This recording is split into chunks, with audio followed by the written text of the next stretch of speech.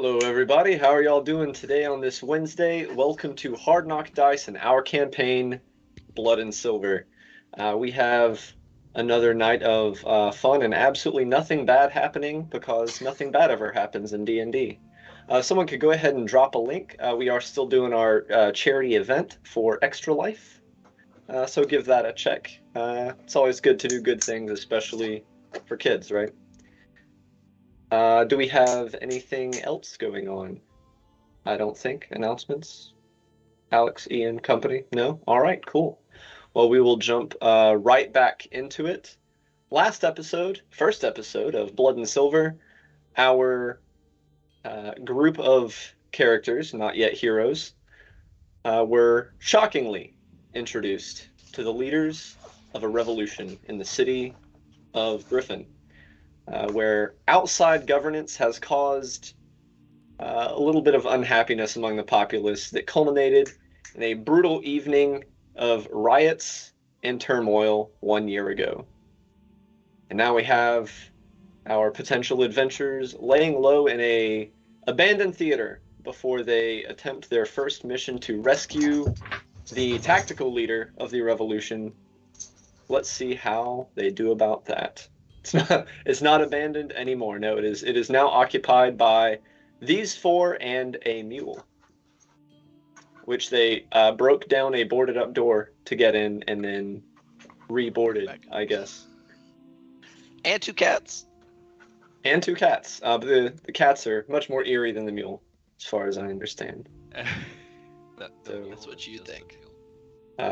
We left off with two of our party members drifting off to sleep in their new beloved home, and the other two not doing that, as they don't sleep, which has got to make for some long nights. So party, as two of you wake and two of you continue sitting there as the sun rises on this new day, what are you doing? Roger's probably waking people up by continuing to hammer again now that the sun's out. All right, so two of you are woken and one of you are alerted to the new day, saying you don't have any windows there in the back, to the hammering of Roderick performing tasks.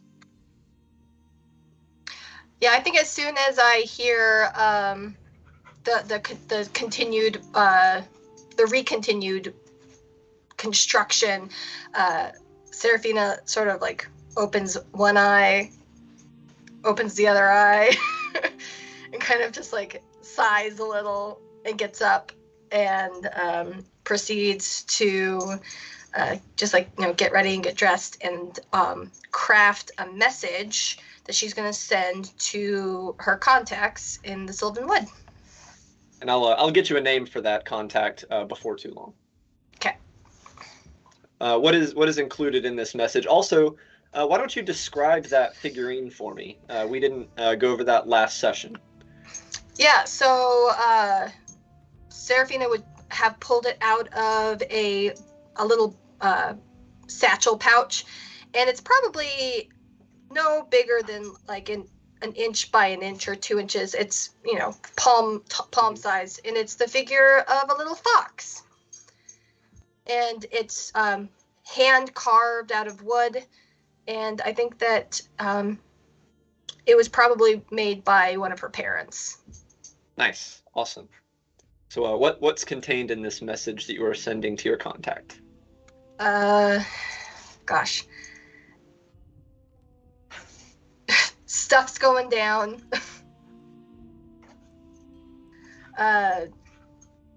Do you want me as a representative of the Sylvan Wood? Also, we'll be gone for a little bit. Gotcha.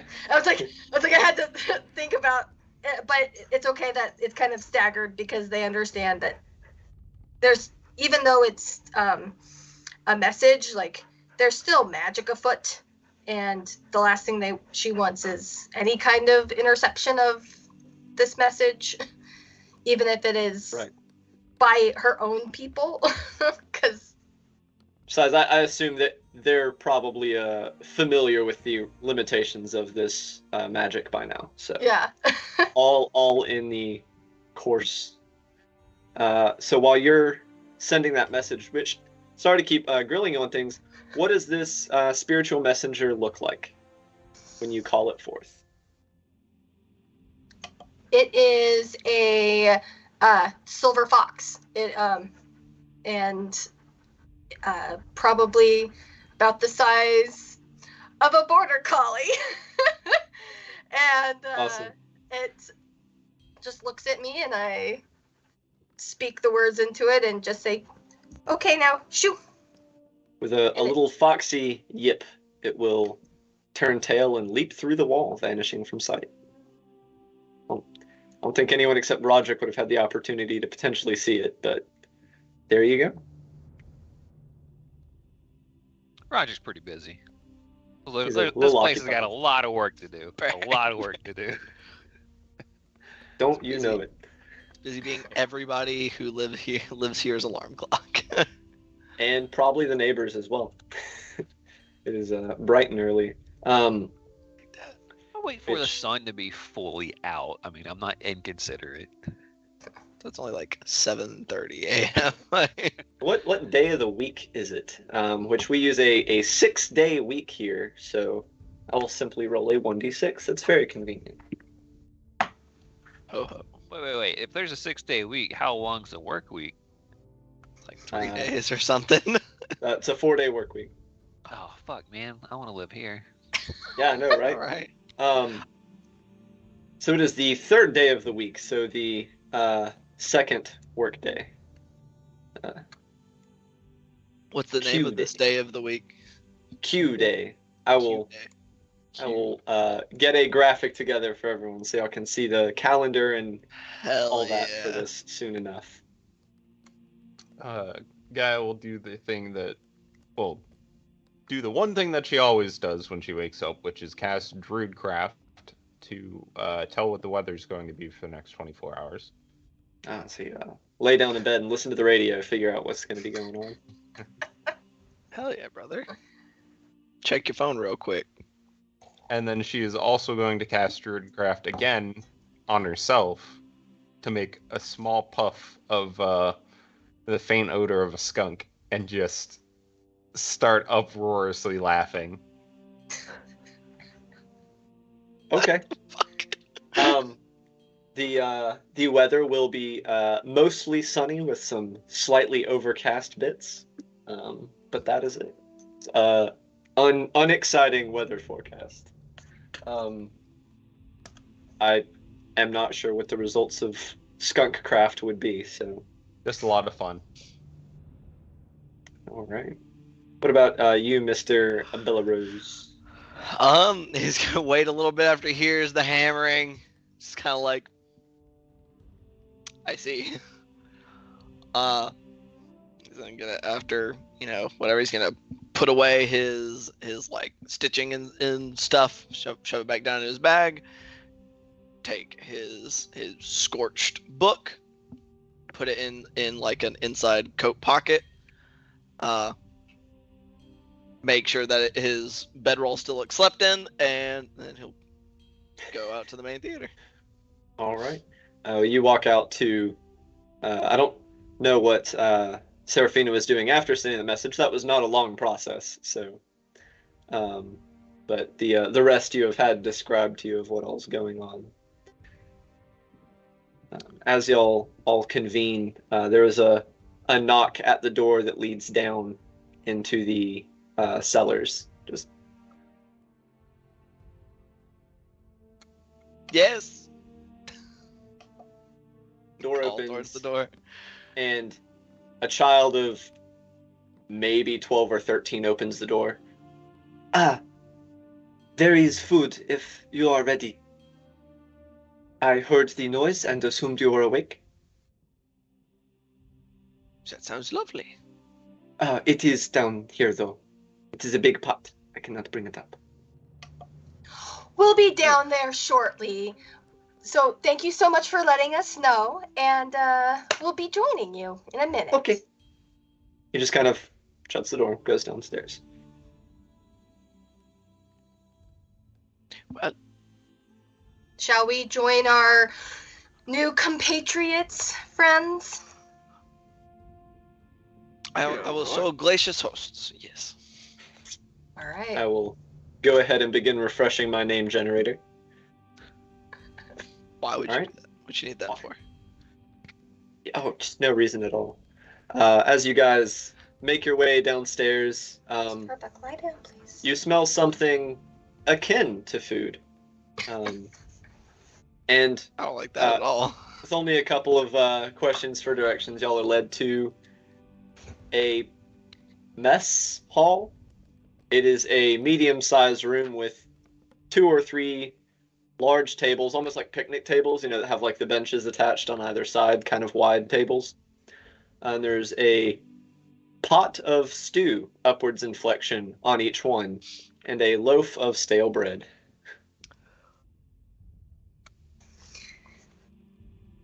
I think Serafina just takes a really big sigh and goes, "All right, who can I serve?"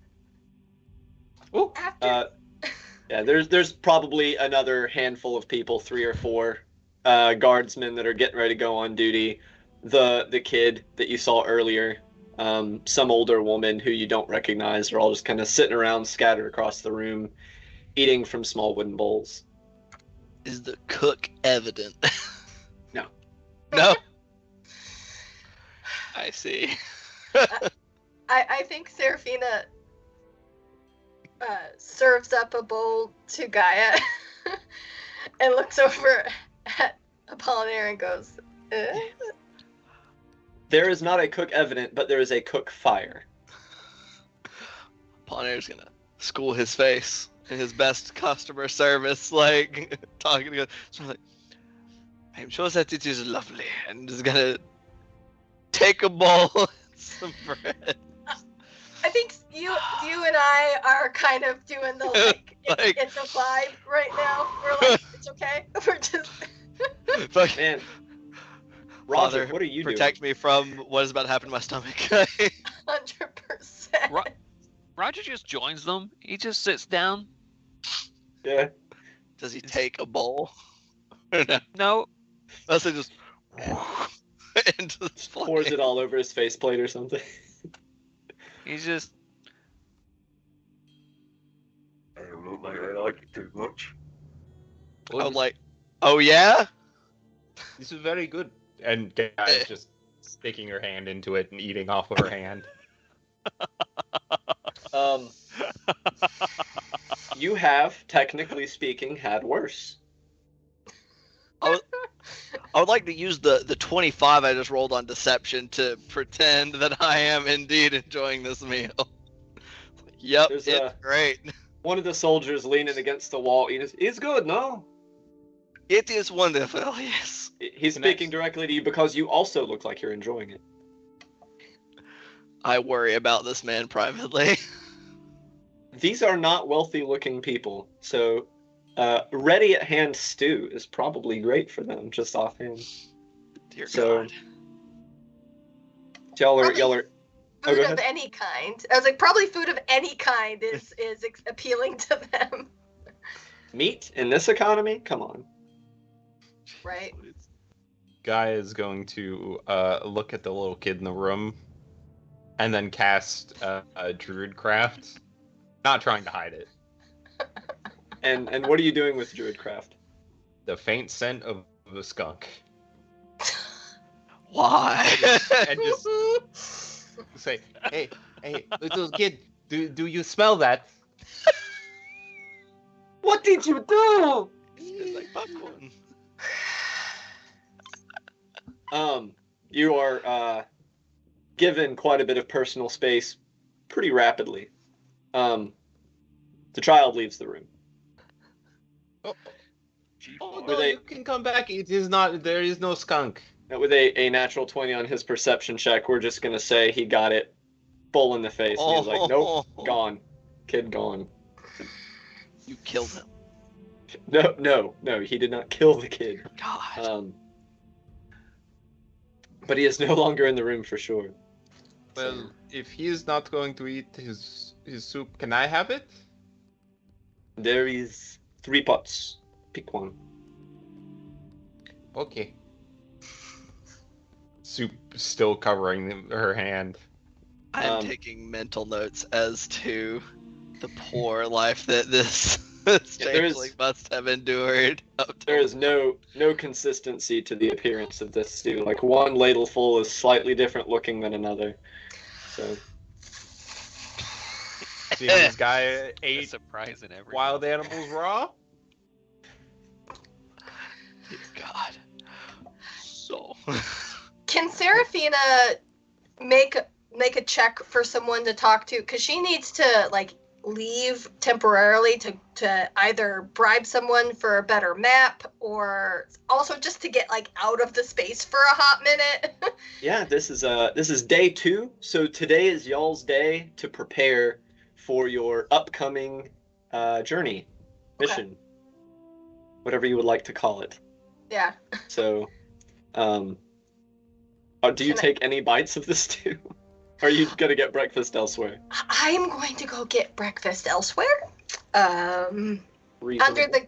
the guise of meeting up with one of my bard contacts of like, I'll take you to breakfast, and also I need you to get me this map. Gotcha. Sure. Yeah. So you are gonna head off. So are you heading to the academy or to the guild? Because you were a student at the academy, but the academy is associated with the guild. So would I know, and maybe this is a history check, would I know where the maps are held at the academy or the guild? the maps wouldn't specifically be held at the guild. I think the original angle was more that people who work with the bardic profession know people. Mm-hmm. Yeah. Okay. So maybe rather than a classmate, it's like a mentor, like someone who's traveled already through the region. And yeah, Sure. go to their house and knock on the door. Let's see. Well, all of the instructors at the academy live right there at the academy. So you would be heading up to the second layer where both the Bardic Guild and the Sosoros Academy for Performance are. So you'll be heading out for probably a minimum trip of a couple hours. Yeah, it's like the better part of the morning. Although you could speed it up if you did take one of the rail cars, the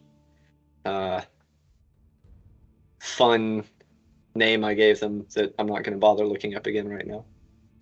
Auto cars, I think. Yeah. I think that she would see this as time is of the essence. So yeah, she'd pay the money to get on the cart and head up to the second level. Okay, it'll only be 2 copper per layer. Y'all were down in the 3rd layer, so it's only going to be 2 copper to make that trip. What's 2 copper to Serafina?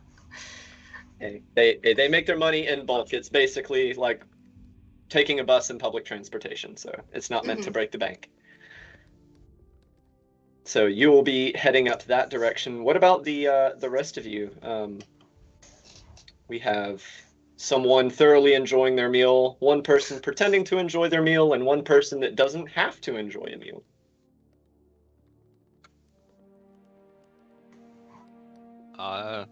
Roger's just being polite and keeping everyone company while they eat. Gaia will, Nice guy. in between bowls of soup, will sit next to Roderick and kind of, with the soup covered hand, tap you on your shoulder area or chest. Your soup covered hand? Mm-hmm. She's eating out of the bowl with her hand. Oh, you're not using one of the provided ladles? No. Okay. Cool. You're definitely getting some weird looks from the others in the room, but nobody says a word. So, are you a rock? Hey, what's that? Are you a rock? No, I'm all metal. and fire stuff. I have not met talking metal man before. But now, yeah, Where are you from? I came out of the ocean as far as I know. Well, I woke up on a boat in the ocean in the balls. are there more of you? I don't know. Maybe owner made more. So they make more of you. So I could you are my friend, so we could have more of you, and then you can be all my friends. I like this. I don't know. Some of them might hate you. I doubt they would though. Seem pretty nice. He noticeably looks at the mess you're making on his arm. That's fine. He cleans up pretty easy, right? Poner's gonna like, as old men do, he's gonna pull like a fucking handkerchief out of his like shirt pocket. Like, guy, one moment, my dear. If you could wipe your hands. Oh, Foot. oh, okay. No, oh. So, what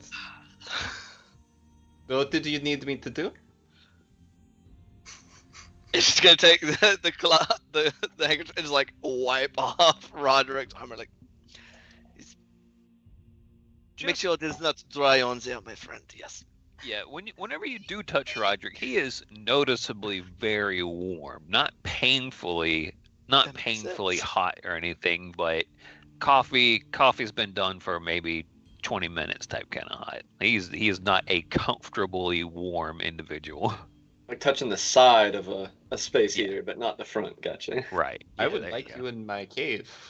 You are very warm. Got your own cave in the middle of the city. No, it is a mountain. Oh, well, I mean, the city's in a mountain.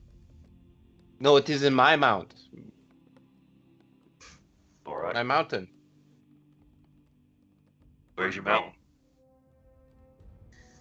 It is over this town. All right, so this mountain. Go down to the top. Oh, no, I do not think it is here. Do either of you know Miss Town? Oh, Miss Town. No. Cannot say that I do. No. Is it? I mean, obviously it is not here with Griffin. Is it in a neighboring country, perhaps? I can't imagine Zorgin is terribly misty, but What weird is things have the happened. country? Oh dear.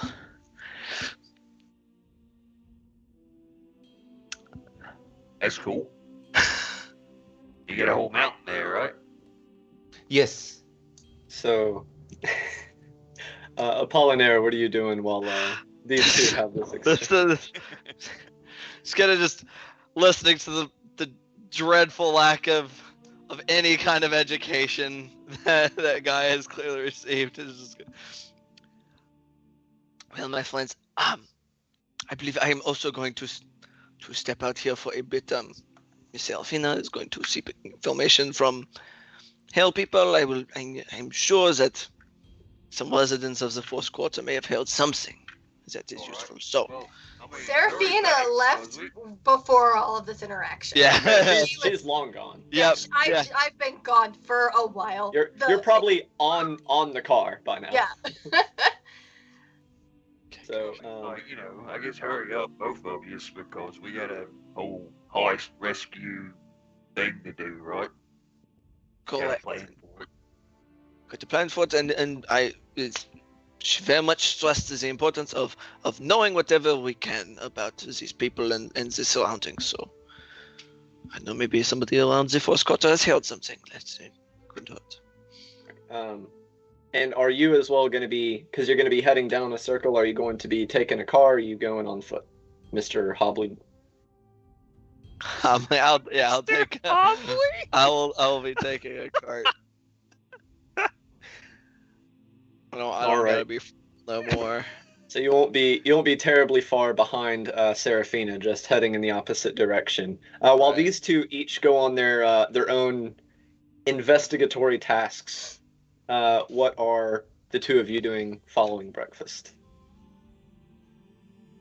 Gaia will decorate in her own very special way, as well as Roderick needs, will be sitting there and giving him guidance on things. Gotcha.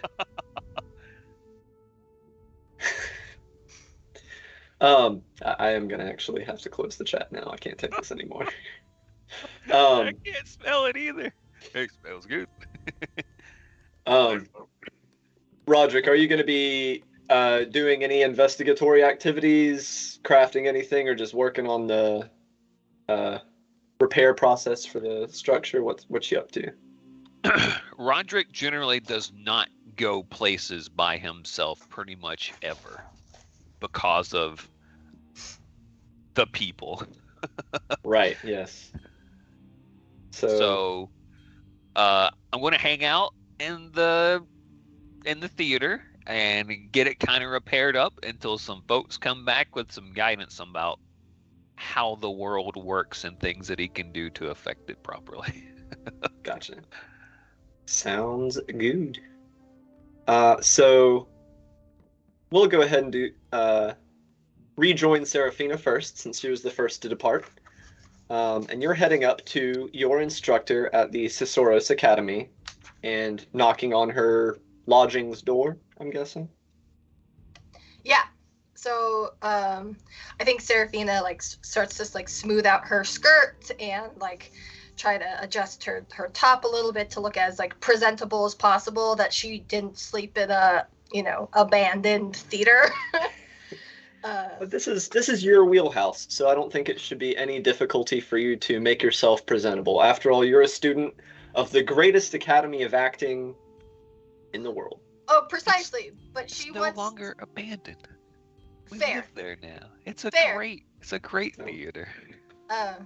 And with you said that Serafina is the student. I don't remember, how long does guidance last? Not long, like a minute. Okay. 1 minute. Okay. Well, that's 10 minutes? I don't know. No, A quick Google I trust search away. Christopher. I think Chris has it on his list. It It is, says in fact, 1 it says minute. Oh. yeah, it says a minute. I think Serafina's before she knocks on the door, she like is taking an inventory of all of the magic she knows and just like what she needs to do in order to persuade her professor to give her a map and any other information she knows. So then she knocks on the door and takes a deep breath and just sort of waits. As you knock on the door of Simone Desjardins, we're going to see if she's even home right now. Oh, God. High or low? Low. Wow. I think that's the first time in 3 campaigns that has been said. And she opens No. the door. James goes low because he's a dwarf. Oh, okay. So you knock on the door, and a tall woman, nearly 6 feet tall, wearing a silk, just house robe, with short cropped gray hair and a lightly lined face, opens the door. Yes, my dear. What can I do for you? I apologize that it is so early, but I need some of your guidance on a problem that I'm having. And I was wondering if I took you out to breakfast that I could sort of discuss this problem with you.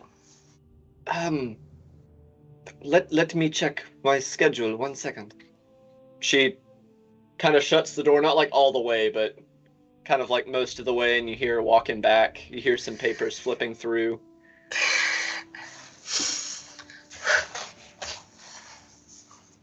Yes. I do not have any classes until this evening. It was my day off mostly. I do apologize. Wherever you want to go to breakfast, I will take you. It's my treat. You are such an inspiration, and I know that you have all of the knowledge and resources that I could possibly just take in. Sure. Well, where would you like to meet? I'm not particular. I usually don't eat this early anyway. You're aware of basically, do you want like a restaurant, more of like a cafe? What are you looking for? Let's do like cafe, like a little upper tier, like cafe type thing. So, almost literally across the street from the Seven Jesters Theater is a place called Percival's Tea House that you would have definitely seen because it's right there when you walk out of the alleyway. Okay. And it is a tea house and bistro. All right, let's. I suggest that to her.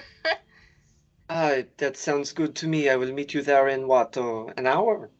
Yes. Right, I must get myself ready. I will see you there. Perfect. And Thank gives you a accommodating and still slightly confused nod. I appreciate it. Thanks so much. I'll see you in an hour. Indeed. She shuts the door. All right. Right back where you came from, I guess. I guess. Yeah. Had a few options for each one. That was the cafe option. So. Okay. You just gotta go ahead and go to the cafe and just loiter there for an hour, just sipping water. It wouldn't be an hour. It takes probably, with the rail cars, probably about 15 minutes to get back. So only 45 minutes. Hell yeah. Rob them. Yeah. Why So, not? since that was very rapid and you're on your way back already, Mr. Bellarose, Yes. you are heading back down to the To the fourth Fourth quarter. circle. Yes. Fourth layer. Yeah. layer. There we go. They are layers. The French have layers. Ogres have layers. The French have layers. That's why French onion soup. All right. So yeah, you head down. Yes. The place where you get off the rail car, not so ritzy as it is up in the Carnival. Good. Seems mostly laborers heading either up to the mines or to wherever they work. So a lot more dirty wool and tired-looking people here.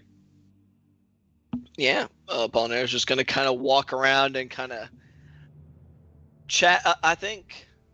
I guess that this would depend, Dungeon Master, on you. I know that a lot of the labor is kind of, it is voluntary in a lot of cases. So would it be correct to assume that there are probably soldiers of the governors that kind of oversee a lot of the labor and stuff, just to make sure nobody's like fucking off? It's not so much voluntary as it is that wages have been pushed down, hours have been pushed up, regulations that might have habits and regulations that might have protected the workers have either been stripped or limited. People are working voluntarily, but they're taking what jobs they can get, which are usually low paying. They're supposed to be 2 days off, but they're not getting them. Gotcha. Gotcha. Okay. Well, then I'm going to keep this vague so that you can, if you can accommodate what I'm attempting to do. I am going to kind of walk around, everybody's going about their morning business, and kind of just chat with folks who would probably spend the most time in close proximity to the governor's troops of any kind, whichever flavor, and would have possibly overheard if there was some soldiers gossiping amongst themselves about this move of this prisoner, or his capture, or any tidbit relating to this gentleman who's Yeah, go ahead and roll me an investigation check. hell with yeah, charisma Valentine as Pascal. Yeah, any chatter related to Valentine Pascal. He said investigation. Yes. I actually am proficient in that. I'm better at it in this campaign than I am in the other one. Let's go. Yeet. Oh god, that was not much ray. There we go. Ooh, that's not good. 12. Single digits. We out here. I'll say you ask around for about a half hour on this particular search, asking about Valentine Pascal, and you are getting nothing. No one has heard of this man. Unfortunate. I mean, people have known people named Valentine. People have known people named Pascal. No one knows a Valentine Pascal. I see. Pascal's a pretty common name, and Valentine, there's a few of them around. Double fudge. Okay. Well, like if we are still on me, I would probably wander a little more to a different section of the quarter, and like I said, shift from asking about Valentine Pascal to just if there was any interesting gossip people had overheard from the soldiers. Yeah, okay. That's what I'll spend some more of my time doing. We'll go ahead and leave you there as you continue to poke around, maybe poking your head into a couple taverns or eating houses, that kind of thing. And we're going to return to, and I'm sorry to Roderick and Gaia, as you guys are simply doing home repairs. So we'll try and get through these split party shenanigans. Oh, she's going to have tea across the street, right? Yes, literally across the street. So, Seraphina, were you returning to the theater beforehand, or were you just going to go loiter outside the tea house? I think that realizing that I suggested the place literally across the street from where we were staying, I think she wanders around the college for like 5 or 10 minutes, like takes her time getting to the rail car, just to suck up some time. Gotcha. So just due to the nature of the beast, in theater tends to be an evening activity. So seeing as it is before noon, it's not particularly active. Around the academy, it is mostly the newer students on their first year, so many of which you would recognize. But they're newer students by normal human standards. So it's a bunch of like 16 to 20-year-olds who are, just getting their feet wet, or maybe were talented where they came from, and this is their first introduction to the big leagues of education. So I think Seraphina is just like sort of absorbing the energy of these children. And just is enjoying sort of the space that it is. It reminds you of your earlier years of education in acting and music and all of the many talents demanded of a performer, especially of someone with the title of bard, which are the highest echelons of performer. And just for context for the viewers, a bard in this setting doesn't necessarily mean a traditional D&D bard, someone with magic. A bard is a title for a master performer. So anyone with the title of bard that's like you got your doctorate of performance or music or some form of entertainment. So yeah, so that time passes. You enjoy seeing the fledgling performers in their first introductory classes, and then I'm guessing heading down to the tea house once it gets close to time. Yeah. The one thing I was going to say is I think that like at any performing like art school, there are people practicing in like the courtyards and stuff, and so because Seraphina is extra, as she sees people like with their guitars in the quad or whatever, she's just like overly enthusiastic of like, oh, bravo, keep going, and like giving critiques and just like, because she's just that person. Roll And me a charisma check with proficiency. Just wait. Just charisma? Charisma and proficiency. So if it would be the same as any bonus you had for like a diplomacy if you have that trained or anything. Okay. Yes. 19 on the die plus 3 for my charisma. Yeah. And then plus 2 for 2 or 3 for proficiency. 3 is level 5 is 3, right? Yeah. Yeah. So, oh geez, that was loud. All right. So 6. So 19 plus 6, 25. Yeah, you really it seems to inspire these people. You probably graduated even though you're within your first year. It was quickly evident that you were needing to be in higher classes, and that would have been known especially among who were very briefly your peers. And so you can see that affects them. They are excited to see your enthusiasm and encouragement. So it results in a lot of smiles and thank yous, and it's a pleasant way to pass a little bit of time. So Yeah. And then getting back on the rail car to head back to your new home, you go across to you don't share a rail car. Let's see if you were on the same rail car as your instructor, but no.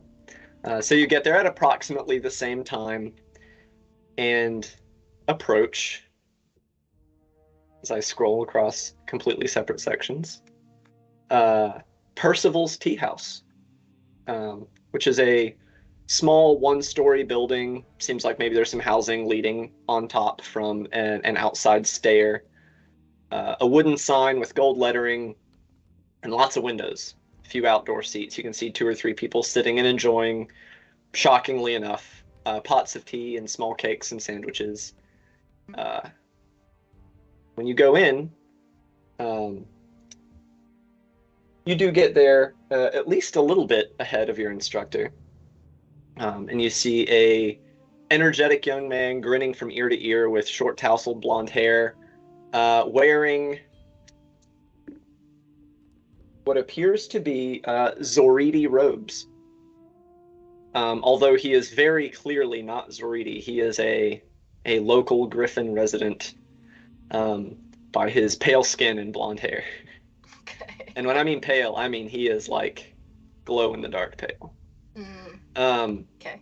I see a young woman with curly brown hair walking around with trays of sandwiches and cakes she's setting on the tables. He approaches you shortly after you walk in. You don't have to wait long. Good morning. What can I do for you today? Oh my gosh, thank you so much for asking. I would love a table for 2 that's kind of out of the way, because I have to talk to my mentor, and I just kind of need it to be sort of a little private. It doesn't have to be perfect, but just, sort of away from other folks. And I think she like takes his hand and just like gently slips like 2 silver into it and just pats it gently. Oh, thank you very much, ma'am. It is much appreciated. We do not have much in the way of private seating, but we're not very busy, so I can set you here in the back. There will be several tables between you and other eaters.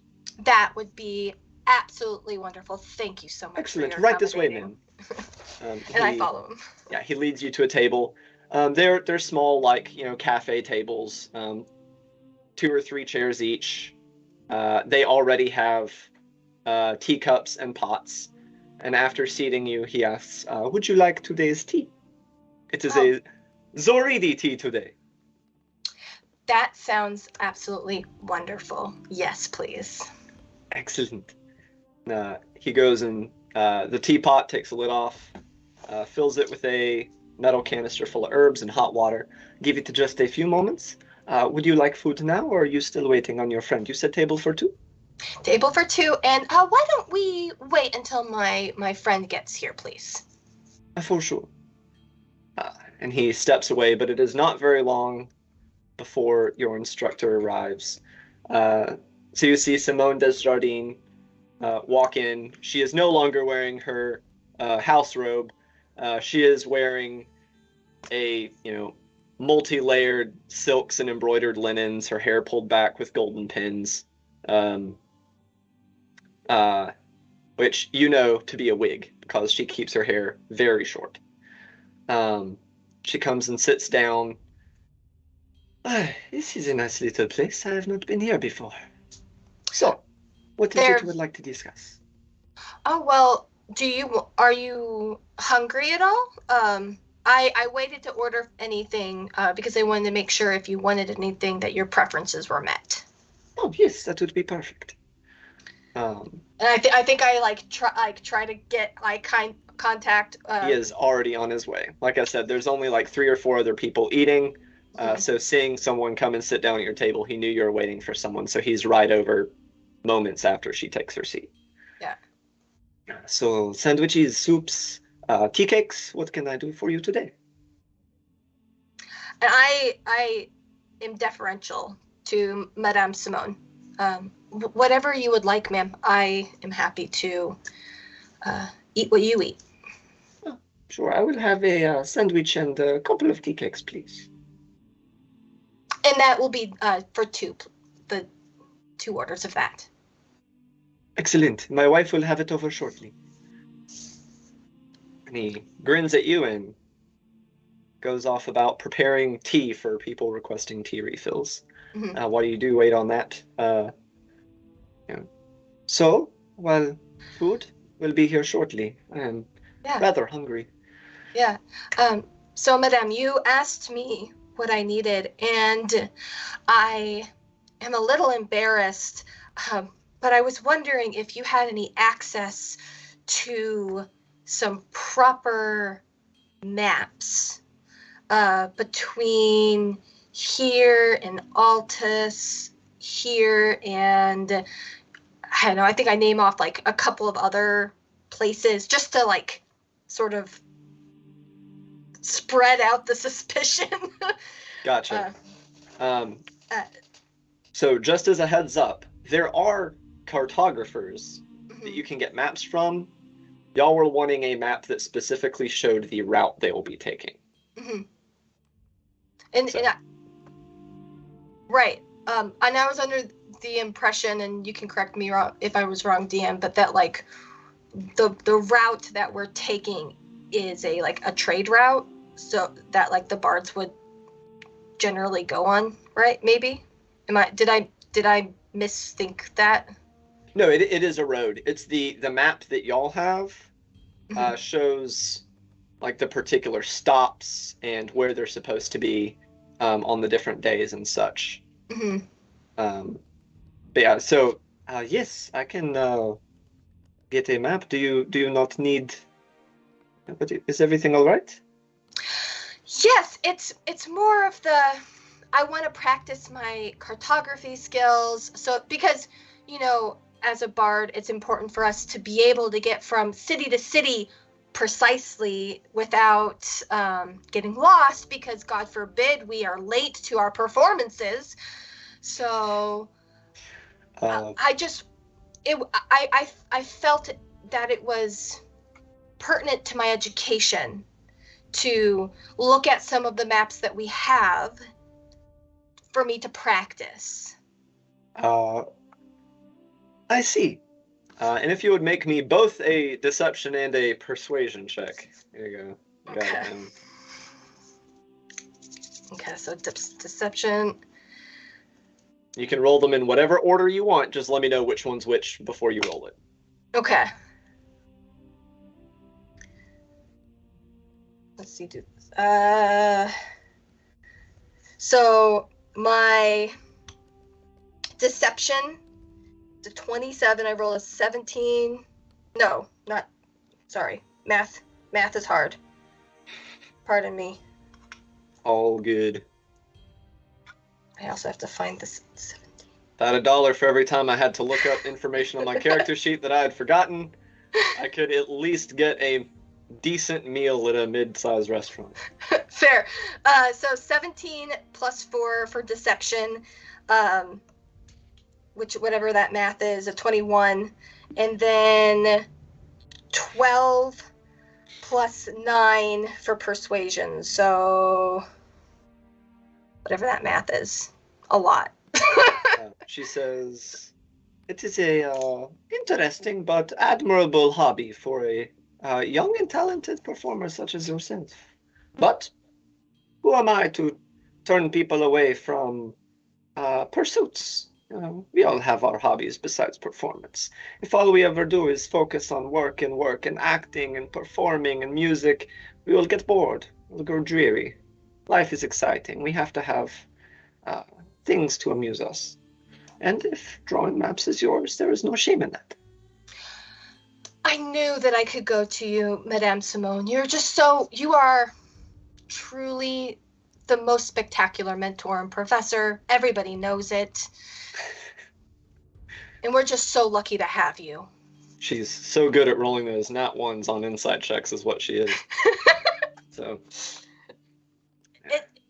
I'm just good at flattery. she's like, of course, I will send you with word to a friend of mine. He is a cartographer. He comes to many of my performances back when I was not an instructor. So, is that everything that you know? Oh, it seems our food is here. One moment. It's the young jolly lady who'd been walking around with trays full of sandwiches and stuff comes over with what equates to like a sub sandwich for each of you kind of thing. Like it's, deli meats layered with cheeses and sauces, aiolis, lightly toasted bread, and a small platter of like coin-sized tea cakes for each of you. Howdy, y'all. This is for y'all. Oh my gosh, it looks so delicious. Thank you so much. Here you go. This one for you. And it seems like y'all got the same thing, so I'm just going to set them right here for y'all. Y'all having a good day today? Absolutely spectacular. Oh, excellent. It's great to hear. And if y'all need anything else, you let me or my husband know. We'll be right over and we'll get you taken right on care of, all right? All right. Oh, I just love your hair. And she like kind of almost but doesn't quite like touch the hairpin. See y'all shortly. Steps on over back to assist people. Ah, not a local, I see. Oh well, can't help love. We have many wonderful folks in this city, and they all bring bright, shining new stories for us to share and to enthrall in our performances. Indeed, and these cakes do smell lovely. Shall we eat, or did you have more to discuss? No, let's eat. All right, and you indulge in very delicious food. It's very good, especially for the price. If you will go ahead and deduct an amount, 2 silver pieces, Wonderful.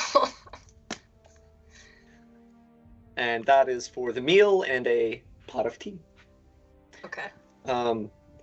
To our unfortunate and ignored players, Mr. Smith and Miss Lily Star, is there anything new and exciting going on at the theater? If undiverted, you make significant progress at repairing broken tidbits here and there and kind of disposing of unnecessary bits. Hell yeah. Getting it all loaded into the cart, we'll get the rotten stuff taken out. We're probably breaking down some of the pieces of material. And some of these seats, they've had some pretty nice finish to them. We might be able to like take them and decorate other sections with it. It'll be a whole good thing. We're gonna make it real good. Don't worry about it. We get it. All right, so just keeping on. Excellent role play. Sorry to be leaving y'all here for so long. And Gaia will go outside, try to find some seeds and other kind of natural forage. All right, Guy's gonna so, break into somebody's house and like steal from their garden. make me an investigation check. to find these seeds. Not letting you roll survival because you're not in the wild. It's got little window planters, like.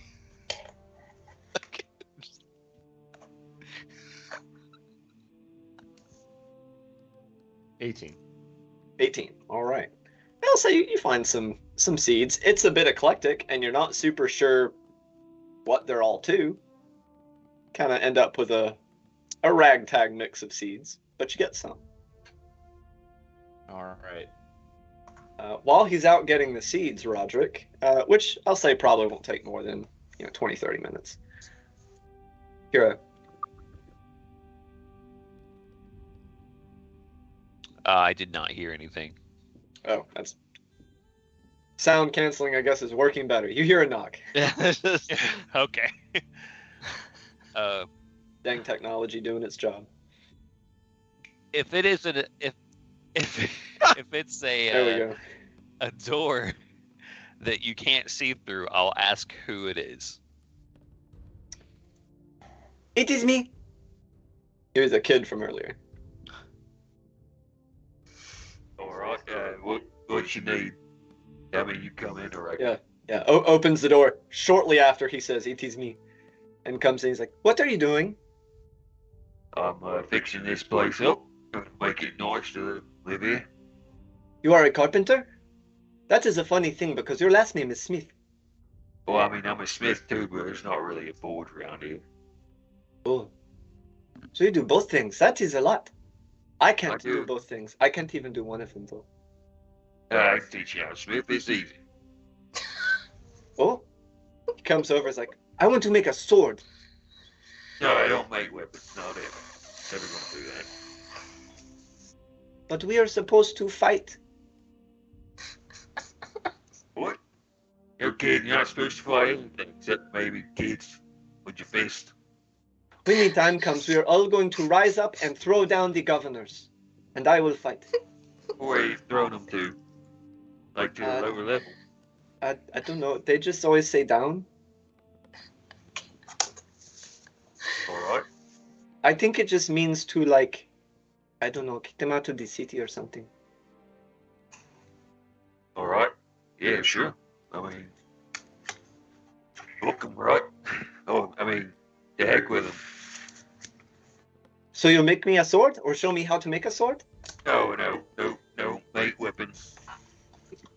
I can show you how to be a successful smith or carpenter or make some nice jewelry, like girlfriend, something like that. I don't have a girlfriend. Well, or I mean, sure, you'll be fine. I'm sure. Mildly disgusted. It's gross, the kissing and stuff. No, I'm going to be a warrior. He's kind of like, gets a little quiet. You can hear him say under his breath, I will learn to make a sword even if you don't teach me.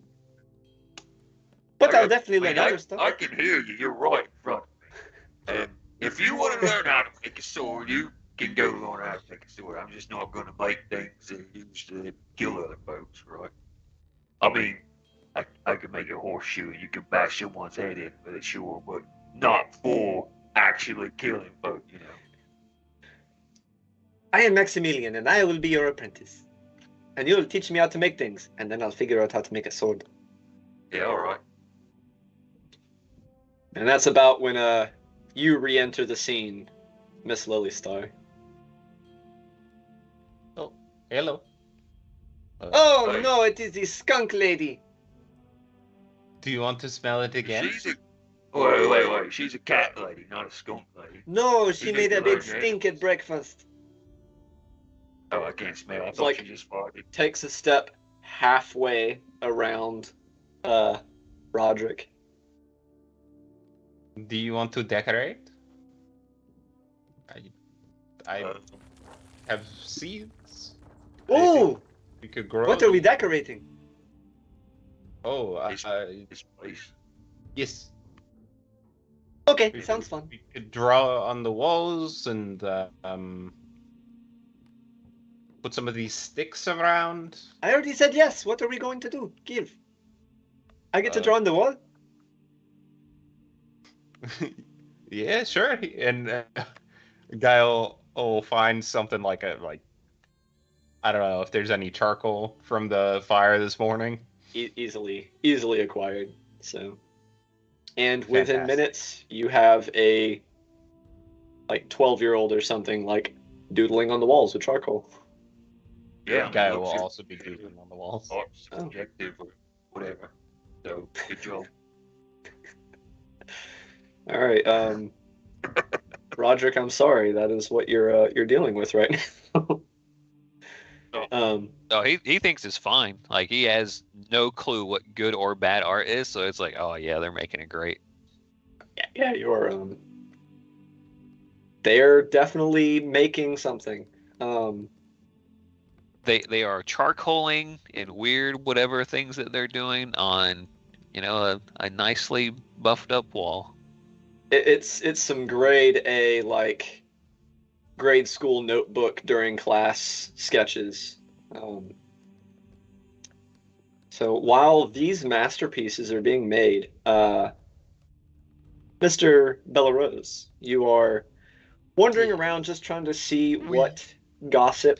Yeah, specifically Regards to just that. if people have heard any gossip like from the soldiers and stuff that are around here. Like I'm just going around chatting up like, "Oh, hello Jean, how are you? Yes, how's your business?" Blah, blah, blah. Just kind of doing like lots of polite familiar conversation and just kind of like working in there if they had heard anything from any of the soldiers that are around the city, like anything of note from anything that like stuck out.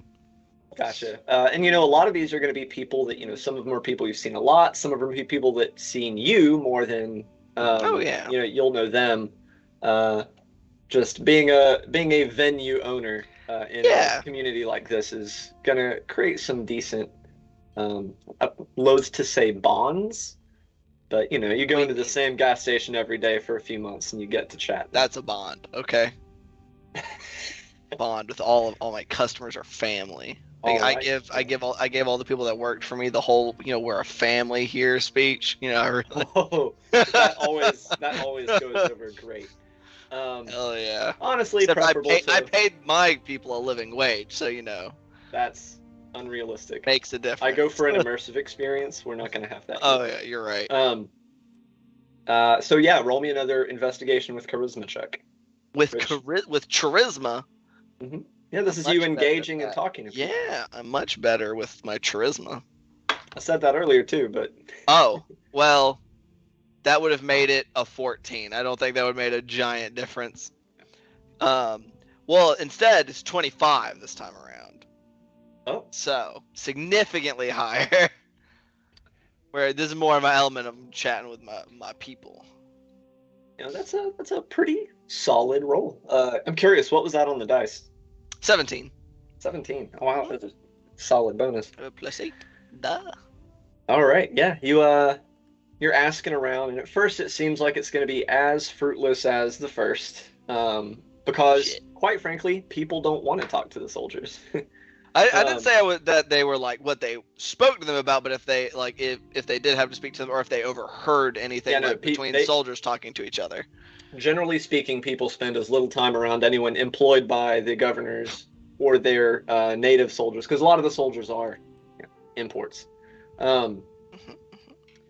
But you do get a couple people that actually work up in the first circle, doing, for all intents and purposes, janitorial labor.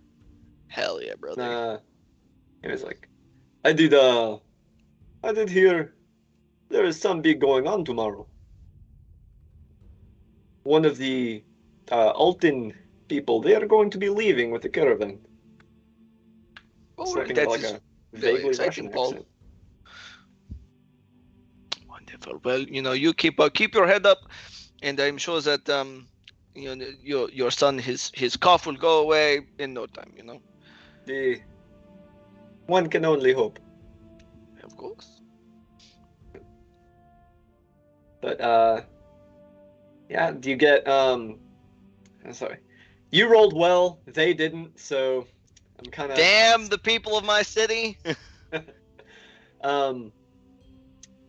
So, give me what specific questions are you asking besides just gossip and overhearing? Oh, just, you know, Let's get a little bit more direction on this. well, yeah, mostly he was just trying to see if, like, things that would catch people's attention, like anything that seemed like conversation out of the ordinary, like comments on, like, of people leaving, or, you know, just stuff that, like, jumped out of them as being like, oh, that's not something these guys are usually talking about. Stuff like that. High or low? Always high, baby.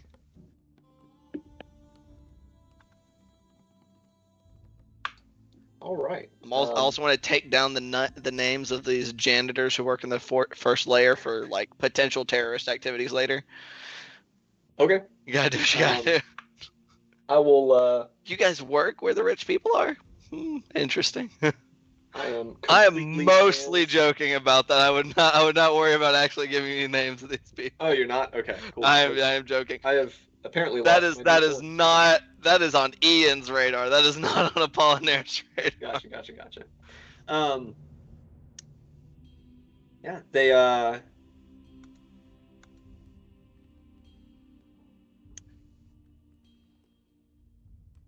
before this group of guys go, you know, they commute together because they all work together. Another one of us like, did you hear that Gallo fellow is going to be leaving with the caravan as well? Really? I profess I do not particularly know much about this Gallo individual. Name sounds like vaguely familiar, but who is he? Ludovic Gallo. Gallo. I keep myself down here within the Force Quarter, so I am not privy to the happenings of those, and that keeps their heads in the clouds. He is the one who killed Laurent Marion during the stuff last year. Does that name ring a bell?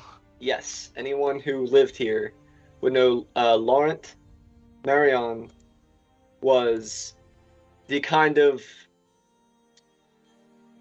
the face of the original uprising. He was the hero, the one that, you know, roused the people to action, to take to the streets and demand change. Him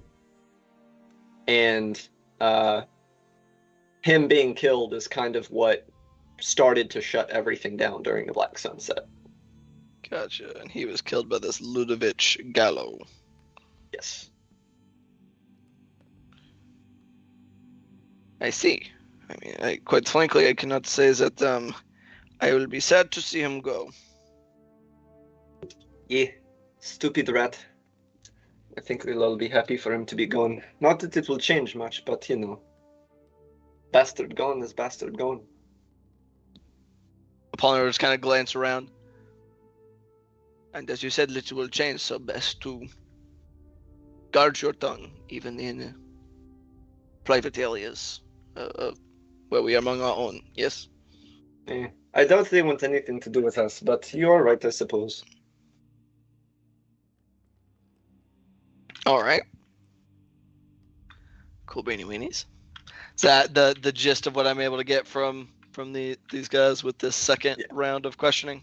Okay. Yeah. Okay. Cool. That makes this caravan a little more important. Sick. When you're done with all this, are you going to be heading back to the theater? Yeah. Figure so. I'm on my way back. I'm gonna pick up a couple extra handkerchiefs.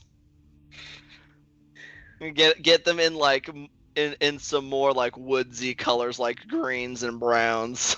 Something that maybe I can convince Gaia to carry on her person. A copper for a handful of them. So sick. Serafina, are you going to be heading over to that cartographer? You are very muted.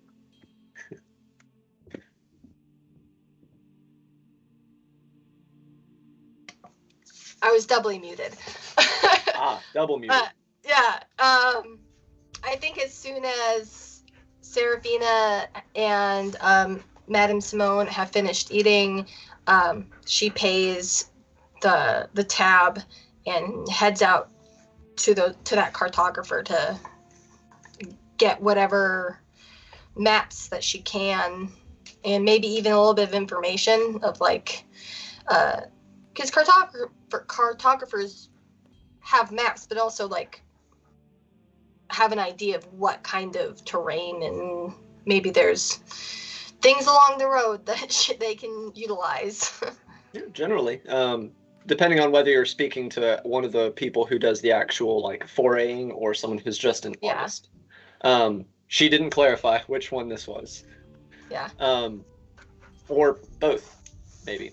Mhm. But it is, as most of the upscale shopping and stuff is, it is going to be in the Carnival Sapphire District. So. Oh. There we are. You're back. Okay, I was gonna say, I was like, oh no, what did I do?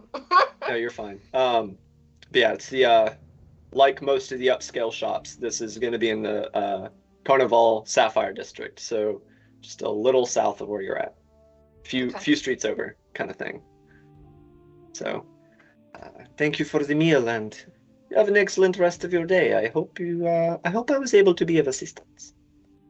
Oh, you were so helpful. Thank you so much. And I will see you for our next class. Excellent. She gracefully strides out, her silken gowns flowing behind her dramatically, etc., etc. As someone who is trained specifically to be graceful does. Yeah. And you are directed over. It is a cartographer's shop when you get there.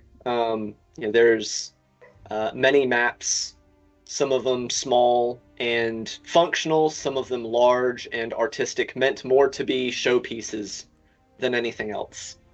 Some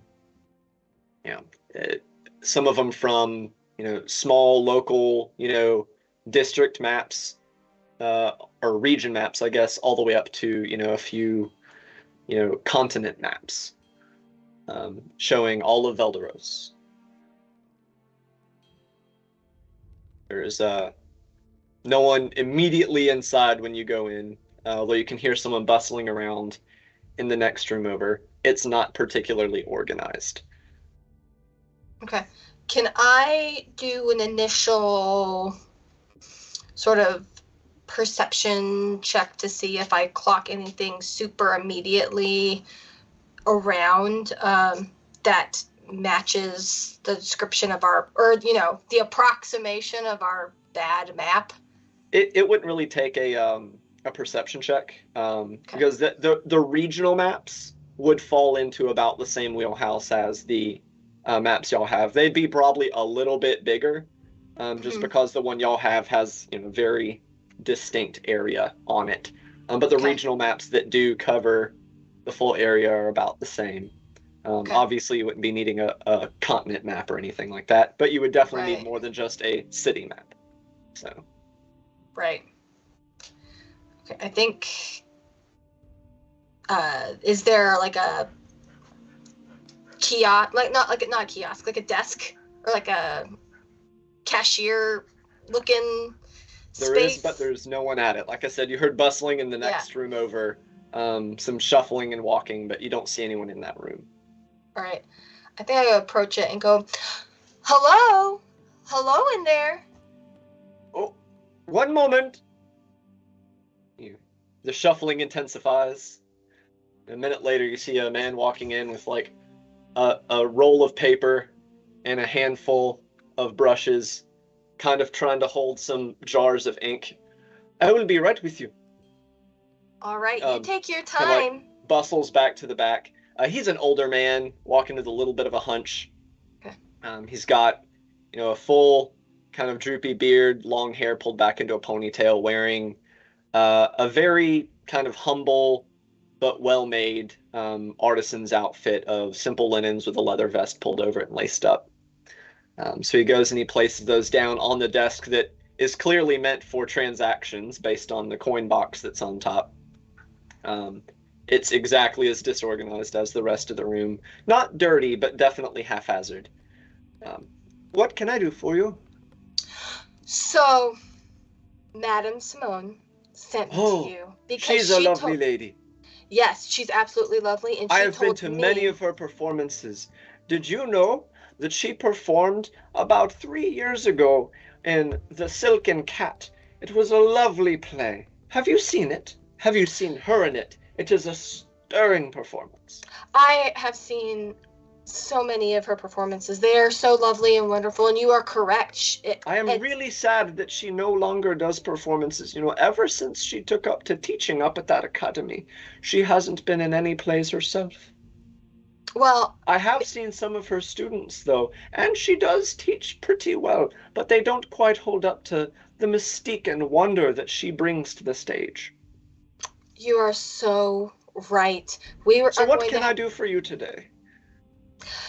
She told me that you were the preeminent cartographer of the area, and that if I wanted to practice my Oh, you're looking to get into maps. cartography. You know, I don't Yes. officially do any classes, but I have been looking at taking a pupil. I'm getting a little too old to be running this shop myself. Are you looking to journeyman?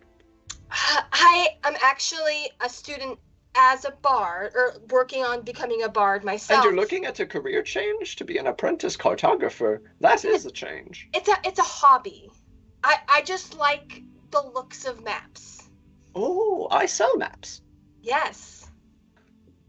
Yes. Yes, you do. Which is why I was wondering if I could rent. Buy a map? Well, I was going to see if I could rent a map for you so I can practice my cartography skills, which I would then return promptly to you after I have finished practicing copying your map. Renting a map? I've never had anyone rent a map before, but I suppose you could hire a map. What map are you wanting? Not one of my big ones. I only sell those. I mean, in the past, I've only sold all of them, but I'm not willing to do anything but sell any of my larger maps. This one took me, and he gestures towards one of the large framed maps, nearly 2 months to complete. Look at the fine detail in the forest. I used 5 shades of green for just the forests around Griffin alone.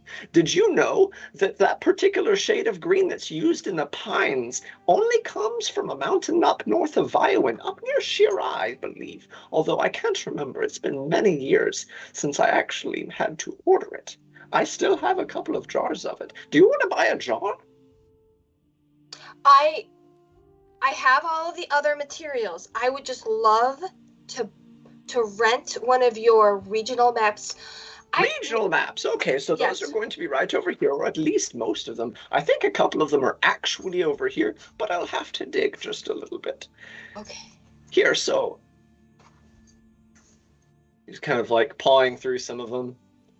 Any particular style? You know, I actually have several different styles of maps, besides just the larger ones. Even in the smaller size maps, I can do a more military style map because I produce all of the maps that are used up at the Citadel, and I've sold to the militaries in Zorgine and Karoth before. You know, I am prepping. Or are you looking for something a little more artistic? Are you wanting, you said you're wanting to practice as a hobby, so you probably want something very flowery, don't you? And he starts shuffling through. No, actually, I would love to look at one of your military maps down to Altus, because we're actually preparing for a dramatic rendition of a brand new play. Map. So you want it to have military style, but big, flashy things on it. It doesn't need to be accurate. You want it for a stage. Okay, those are going to be over here.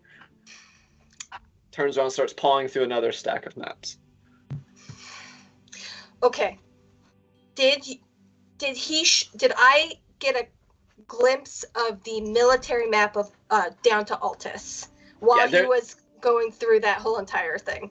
Yeah, you saw several of what is approximate to what you would like, yes. Okay. As he's doing this whole charade, can I... Oh, it's not a charade. He's being completely legitimate. No, I know.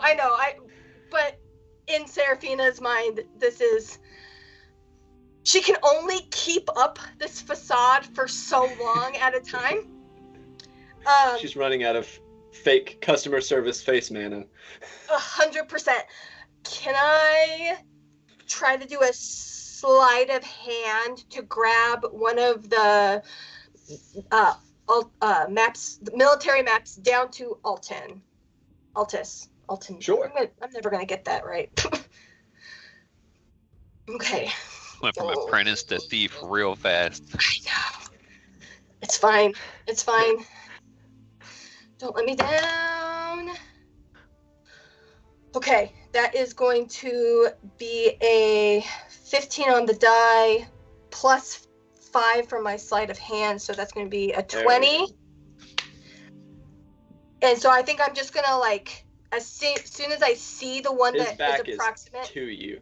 Cool. So I'm going to grab that, and then when he shows me a prop map, I'll go, that one, exactly. I would love to borrow that map, and how much to borrow it? I will bring it back unscathed in a week. About how long? A week? We'll call it for a week. This kind of map, it didn't take me that long to make. Lots of bright colors, really don't take that long. All you have to do is pick something that's really vibrant and it stands out on stage. They use them for these kinds of things fairly often. The Karothi love their military plays. They have an entire theater dedicated to it, just a couple districts over. Right. We'll say 5 silver for the week. Done. I will. She pulls 5 silver, shakes his hand as graciously as possible, and she goes, "Thank you so much. I appreciate all the time, and I will let you know how my practice map goes." Please do. Maybe I'll set out some tea and we can discuss your experiences with it. I would love that. Thank you so much for your time. Day. Goodbye. Always love a good map enthusiast. Deception check. Do you want me I to do would this? love no. This man is like 75. You He's don't too have to roll with trusting. deception. Hey, hold on now. Let's calm down with the age This being. guy's so old. He's like almost as old as Ian's character. He's Say it. older.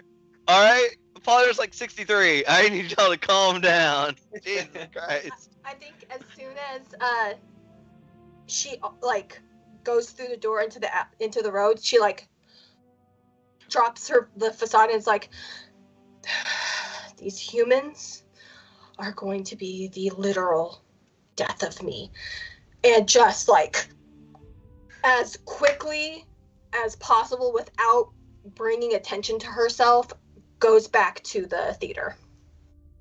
All right. So as everyone is convening back at the theater, conveniently at approximately the same time, because things just work out that way, It's awesome.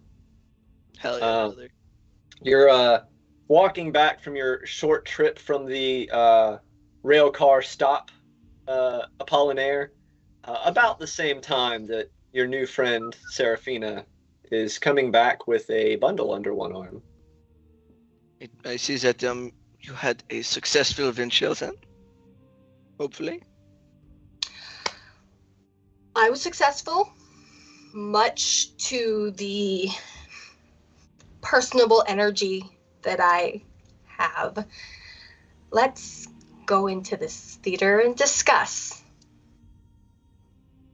All right, y'all head in. Of course. And as y'all head back up the stairs, y'all walk into the delightful view of Roderick doing, from what y'all can tell in the day and some change y'all have known each other, Roderick things. But also, Gaia and the child from this morning, now at least an hour deep into elaborately graffitiing the walls with chalk, charcoal, plant pigments, whatever they can get their hands on. As well as Apollinaire store. Yeah, no, whole thing.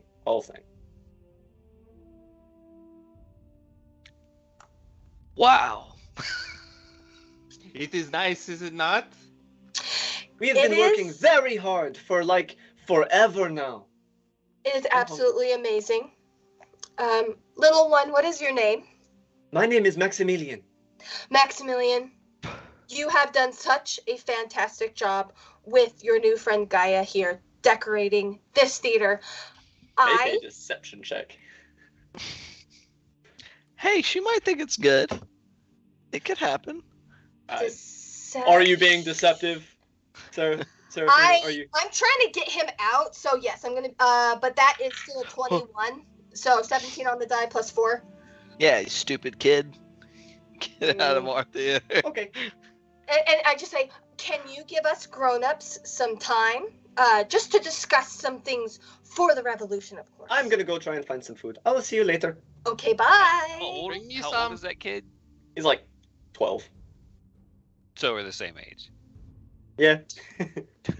I just kind Very of goes different life downstairs experience. without any other explanations or questions. Just okay, food time. Just another. Wow. It is cleaner and more organized because of broken furniture either being repaired or removed. Some of it being repurposed to something more closely resembling a home or a hideout instead of a theater, and just a whole fuckload of graffiti. Wow. Right. Well, you can use this grout and stuff, and you can put it on the edges of these boards, right? And it'll make a really nice desk. And these guys that light the place up, they do a good job. I'll get it done pretty quick. So, what's the plan for the job? The rescue. Don't find any information. I think Serafina looks over at Apollinaire and goes, "Any information?" Unfortunately, not. Wow. Just keeps trying to like look away from the graffiti on the walls, like, not my house, not my house, not my house. Not terribly much. It was there was some rumblings about something happening tomorrow, something large. And that some of the Altons will be leaving, which that is some things we already knew, of course. However, importantly, I don't think any of this Ludovic Gallo fellow who is leading this expedition. I'm not sure how this might be useful to us, but I feel like it must be. He is also the individual who struck down Lawrence Melian last year during the riots. Serafina looks at you, going like, "I don't know who that is." How long had you been in the city, Serafina? I think like at most 6 to 8 months. It would have, even if you didn't know like the depth of import, you would know that he was, if you'd heard it from the governor's perspective, the lead agitator, and if you'd heard it from the locals' perspective, the hero of the uprising. The martyr, yeah. Okay. Yeah.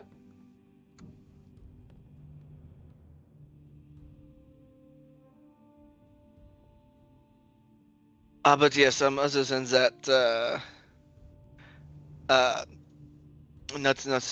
doesn't seem like people have heard anything in particular, unfortunately. I was not able to find anything very useful. My apologies.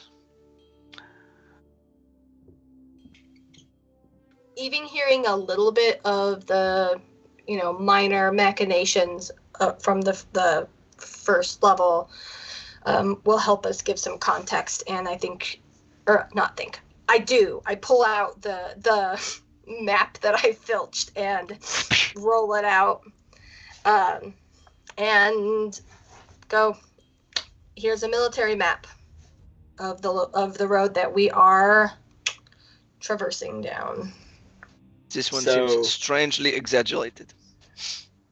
Such bright colors. She would I not guess- have. Yeah, there's two maps. He's pointing. at the Oh, wrong yes. one. Oh, my apologies. This is one we're Um, focusing on. So sorry. And I am going to drop the map that you guys have, Drop map. in although with less artistic Map. detail, in the Discord chat. So this is what you are looking at. This one is. Go ahead and get that pulled up for myself real quick. The map that I just showed you guys is a little bit of a cross section of the improvised map y'all had before and the map you have that you just acquired. So the Filch map shows the locations, and when you cross-section it with your improvised map, that is what will show you the exact path, which is the red, kind of not dotted line, but the dashed line. With the Clearwater Village Stone Man Rest being marked on the improvised map, and concluding at Emil's Run, which is a border village in Altus. That is the first Alton settlement. And where on this path is it that the guards from the local guards here from Griffin would be dropping off? Y'all don't know that was not marked on the original map. Y'all simply know that. Fuck. Yeah, y'all know that they will be leaving the escort from Griffin, having a At period some of time point. alone, and then they will be picking up by an escort from Altus. Also unknown as to when they will pick them up. Y'all would need to get that information elsewhere. Budge. Okay. Or, well, I mean, now we know where to go. We can just follow them. Yes, we'll follow them a little bit on. We'll follow them on the road, and once the extra guards have left, we'll then execute our plan. Yes. I mean, unless we want to do one of them spy things, but you said you didn't want to do that. Having like a secret person in a caravan. Give us the signal. Something like that. I think we determined that would be a little too dangerous to get somebody into the caravan. Yes. DM. Yes. What do we know about these landmarks, specifically, I guess, Clearwater Village and Stoneman Rest? So Clearwater Village is just a small village that primarily subsists by fishing from the river and a small agricultural trade. Okay. It's not big. It's one of those, like, a couple hundred residents at most type of things. Stoneman Rest is a very common camping spot for travelers. It is sort of I don't want to say mountain because it's much smaller than that, but there is an hill? enormous, smaller and steeper, kind of like a small rocky formation topped by a worn down likeness of a man leaning on a sword. Okay. The sword long since, cracked and rotted away, so it's just kind of the vague, statues that have been sitting out in the weather for many years. You've seen the kind of thing I'm talking about before. Mm-hmm. Nobody knows what it signified. No one knows what it's about. It's just become the Stoneman Rest because it's frequently a camping spot because it offers a little bit of respite from wind and rain. Gotcha. And is there a ford somewhere here on the Clearwater River going between Stoneman's Rest and Emil's Ruin? there is a right where that dashed line goes. There is Mhm. a bridge. There's a bridge.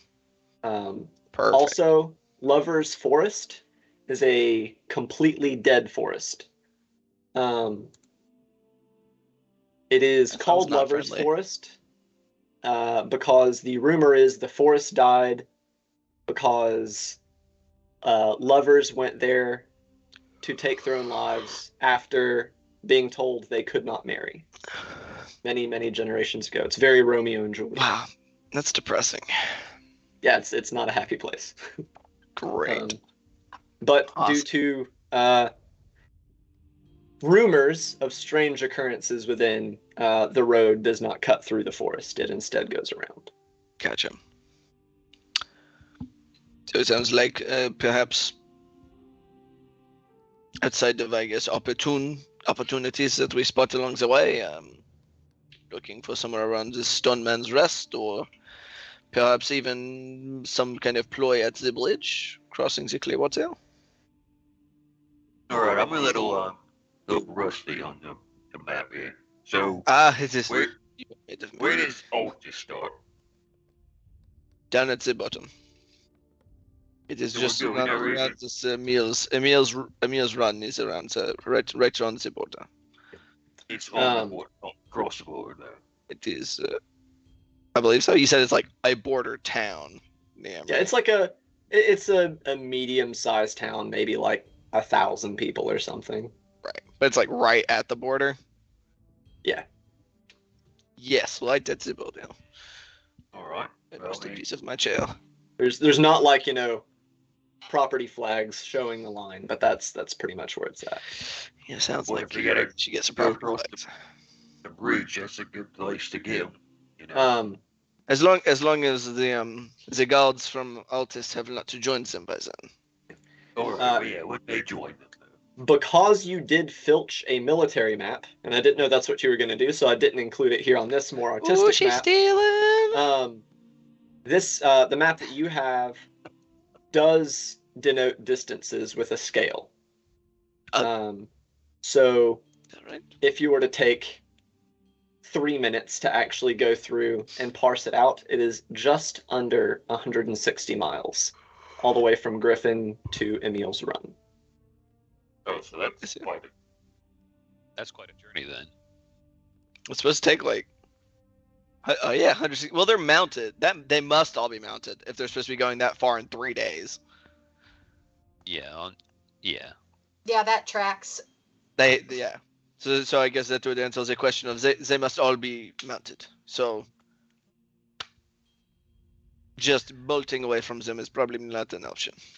Because like a fast march is like 30 miles a day, right? Yeah. Travel like standard D&D travel pace is about A 30. cart, a horse and cart will move about 4 miles an hour. That's a couple. That does Okay. not track for 3 days, covering 160 miles. Under 160 miles, 150. Under. That still doesn't track.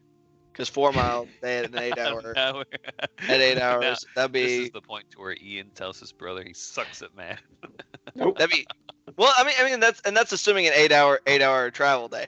I am paranoid as a D&D player, so that makes me think that they're not actually going to the Altus border. Is what that seems indicative of to me, Ian, because that would be 96 miles in 3 days.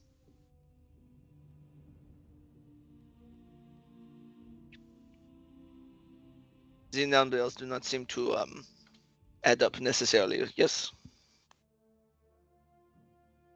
Yes. we were told they are supposed to be meeting the Alton border in 3 days.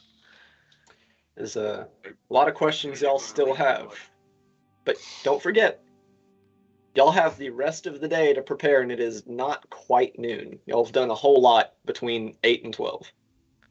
Maybe they're not going to leave in like the middle of the day. Maybe they're going to go. You're a little quiet, Kent. Didn't really hear what you were saying very well. Maybe they're not going to go in the middle of the day. Maybe they're going to go at night or something. Get a little extra time in. So I suppose they could be traveling for long days, perhaps. The other thing to upon air that we have to admit is that maybe our information is incorrect. That is fair. So, If it is true that is where they are going, then we would have more time. All right. yes. I got a plan. So all you do is you go up to these folks and be like, hey, I got a friend who wants to join you guys and heard there's a caravan going to your Bolton place. When y'all leaving? When do you expect to get there? One of those things. This sounds like a very good way to get arrested. Okay? I mean, you can't just ask questions. No. I mean, they think You lived that here for wanna 6 join years, you said. The governors do not like questions. Don't ask the governor. I mean, just like the guy who drives the horse and cart or something. I do not. Selfie, really, do you they- think this sounds much like a reasonable thing to attempt to ask? This would not raise suspicion.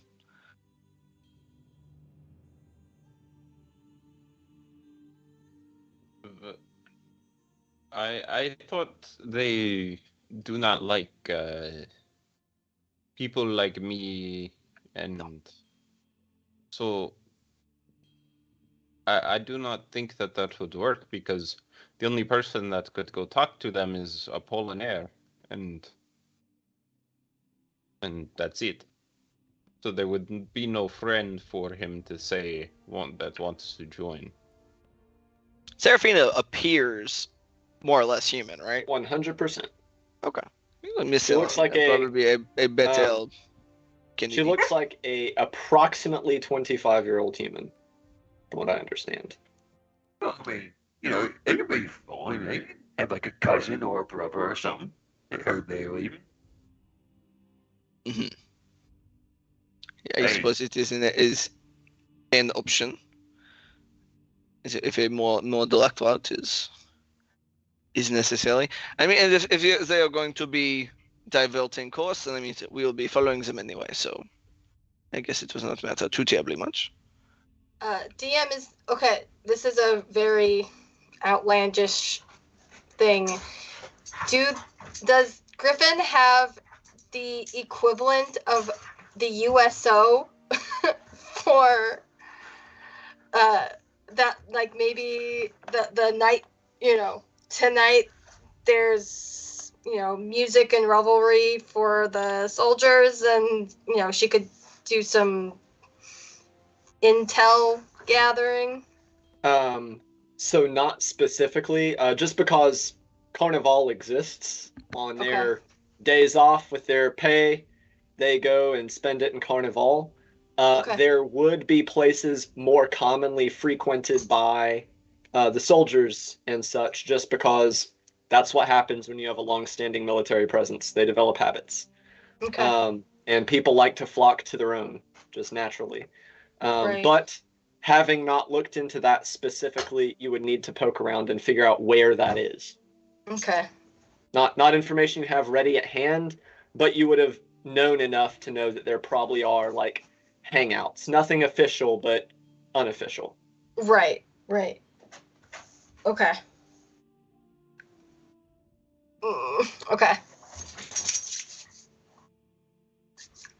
Yeah, I don't think Seraphina says anything. She's trying to process through the lack of information that we have. Because all of this is very bad. It's not great. It's not great at all. So I'm going to go ahead and say that we are about at 9 o'clock. So as we're reaching this crux of everyone having shared their information, and our potential heroes are deciding what their next step is going to be, they have used up more or less a third to a half of their preparation time. Because of course they're going to want to start this next branch of their journey well rested, right? Got to get your 8 hours. So let's go ahead and head to break. Don't go anywhere too far. Leave us up in the stream, and we'll see you guys in about 15 minutes, give or take. See you shortly. Bye.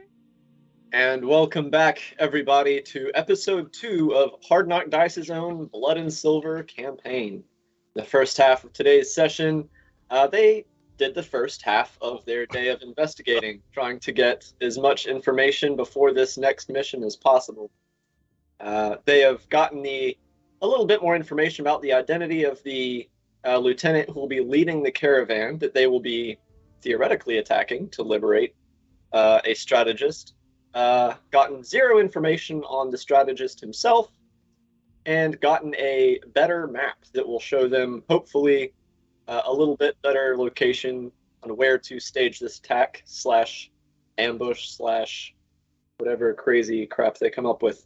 I'm still a little concerned about what direction Gaia is going to direct them into.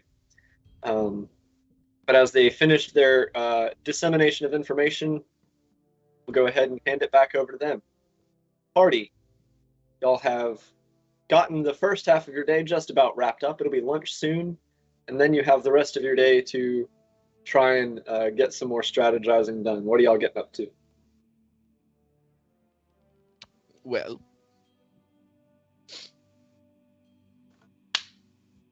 do we think that it is going to be worth our while to perhaps push a little harder somewhere to uncover some more details?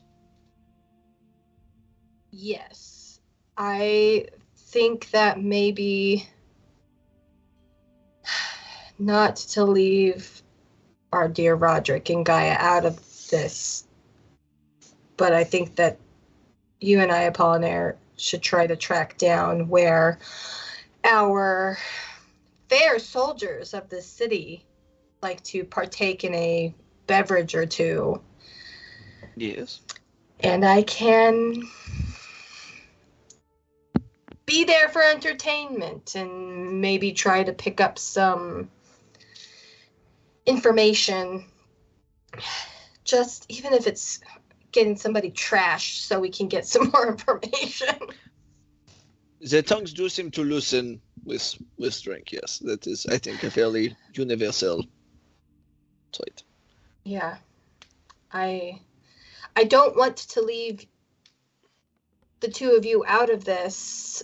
If you can think of something that you can do in terms of reconnaissance sort of around the streets, I just know that you're going to draw enough attention that they could potentially take you. Like, I don't want that to happen. Well, I mean, they might try, but I think I'd be all right. Do you mean in that you would dissuade them from taking you in a physical manner? I'd probably set them on fire. I mean, I'd tell them to stop first. I would do that too. Hey, there you go. Well, then I we see. definitely have them in on, like, getting prisoner transport, too. Just that simple act. That Well, I mean- that would work, yes. We could like put a lantern next to them and maybe it looked like they fucking about and set themselves on fire. That happens all the time. I do not think that it Common would be accident. very convincing. I will remind you that one of you can turn into a, albeit not local animal, an animal. So You've talked about the governors. Yes. Do they have a place where they work, or a group of people in a building together? I might be able to talk to some of them to get Some of access, the governors themselves? or somebody who works with them for some information.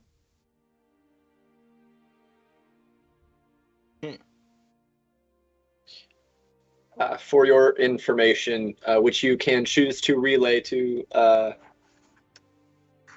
Lily Star or not. Mhm. Lily Star. The governors live in mansions in the first, Right. the second ring, not ring. I'm so sorry. Layer. That's not my own nomenclature. I believe that the governors and probably anybody who they had close, who they shared confidences with, would all be within the first layer, no? Or the first layer is where the government buildings are. Second layer is where the rich people residences are. Right. The first and second layers is where the people that they would potentially confide in their plans. Depending on how you thought that you could infiltrate, that may be a bit too risky at this point. Oh, Yes. I would I used to work for, and should start kind of scratching at her collar, for somebody who ran a lot of businesses, and I watched what she was doing. So I would probably just ask them for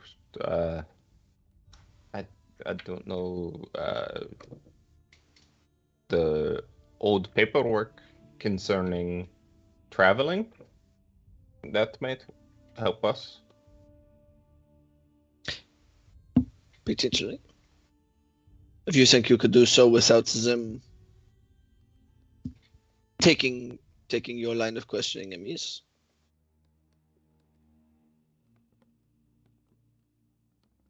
Maybe. I'm not too good at lying, but I could try my best. Wait, okay, so you're saying you want to take, no offense now, a little girl who sleeps in twigs and eats soup with her hand and infiltrate a governor's office and ask questions? That's a good point, though. When you say it like that. First of all, who's the little girl? Small. Do not talk to Seraphine like that. Yeah. Sorry, I apologize, Seraphine. Roderick, it's okay. I understand that I look a certain age and am a certain type of person. Yeah, no, Gaia, I appreciate you defending my honor here. But Roderick does have a point. Gosh. I do think that it might be potentially helpful to go to a government building. Just to, I don't know, would we know, DM, if there was not a patent office, that's not the correct term that I'm looking for, but like a government building that traders would need to go to check in, but as they are going down into whatever layer that they're going to, kind of like a port. Customs, yes, thank you. Yes. A customs. So I wonder if somebody goes with Gaia to, Griffin's customs to suss out sort of who's leaving, who's coming in, and then a pair to go to find the soldier bar. I gotcha. So not only is there a customs office, but the Mercantile Customs Office of Griffin is enormous and renowned because Griffin is the mercantile hub for all of the surrounding nations. That's kind of the center point of why what's happening, is because controlling this mercantile hub provides incredible wealth to anyone who has control. So not only is it, but it is a very important and well-known location. Okay. Right. No, we already got the merchant's route, right? We got it on the map. Right, I do have the map. So I'm wondering, what if we do this? Roderick, what if you come and join me? You, me, and Coke can try to find the bar where the soldiers congregate, and you can kind of sit still and observe while Apollinaire and Gaia go to customs, because that feels like a place where Gaia could go and it wouldn't draw as much attention, because that is the place where lots of folks have to stop in and see, and so she wouldn't stick out as much. How does that sound? I think that sounds reasonable. I like this plan. I do think it is better for Roderick to go with you, as putting him in a room full of how do you say, fire paper, flammable paper, is not too good of an idea. I mean, the stone's made out of wood, it's all flammable. APL burns a little easy also, you know. Yeah, for sure. Okay. Blake. All right. Yes, I suppose that is the plan for us to break into two parties. You don't look stressed about this at all. Not even a little bit. Easy, bro. It took us less than 2 full sessions to split the party. Let's fucking go. Like, Again. To split the party again. another one. None of the other stuff was like any kind of like stakes. I mean, come on. It was all pretty Okay. So, easy. for the half that is heading to Carnival to look for a hangout for soldiers, go ahead and we'll hand wave lunch. Roll me an investigation check. Okay. Both of us, or one with advantage? One with advantage. You go Unless ahead, you just got it. particularly You want. want me to do it? Unless Well, you just want to each roll individual checks, in which case you're more than welcome to. My investigation is only +2. What do you have? Oh, 1. Okay. You're a bard. How do you not have like +6 to everything? Because We're only level 5. we're only level 5, and my persuasion and my stealth are 9 and 8 respectively. Hey. So, There you go. okay. So then I'll roll it with advantage. But Don't let me before you roll it, since you're asking around, it is a social investigation check. You get to use your charisma. down. Intelligence investigation is like detective looking for clues. Okay. So that means that's what, +6?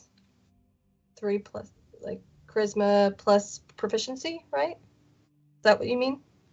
Are you proficient in investigation? I don't actually know. Give me a sec. Oh, I'm half proficient in, because I'm a jack of all trades. Oh, gotcha. I'm half. Hell There you go. yeah. Then you get every- charisma plus Whatever. half proficiency. I don't know if it's rounded up or down. 1.5, I don't know. I'll just round it down, so it'll be +4 then. Sounds That's good not to me. bad. That's not bad. Okay. It's better than +2. All right, let's do this. It is better than +2 by over double. Okay. Double exactly. 17, 18, 19, 20, 21. 21. All right. Literally, the first person you ask says, yes, these soldiers, they're always down at this one particular bar. And he gives you directions to, the DM slowly pulls up his paperwork. Very slowly. There we go. The Bill and Bully, a tavern frequented by guardsmen and soldiers. All right.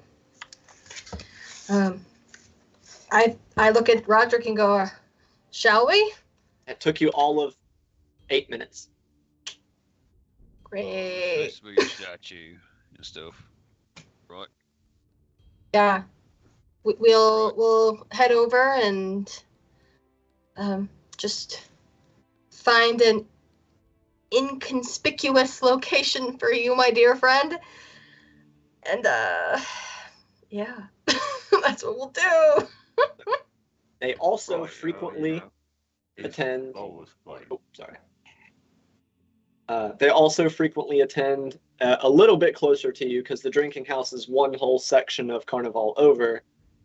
Here in the Emerald section where y'all are, there is also a kind of like a comedy theater. The best way I can think to describe it is like an open mic kind of thing where the patrons are the ones performing. So Okay. Did you say karaoke? yeah, it's like comedy karaoke. Let's go. All right, like open mic night. So Okay. those are the two locations primarily that are most famed for being host to soldiers and enforcers and the like. Okay. I think Serafina makes the call to go to the Bill and Bully first. Sure, it is like 1 p.m, so that's fine. You got plenty of time. Yeah. All right, Okay. so y'all are heading off to the Bill and Bully.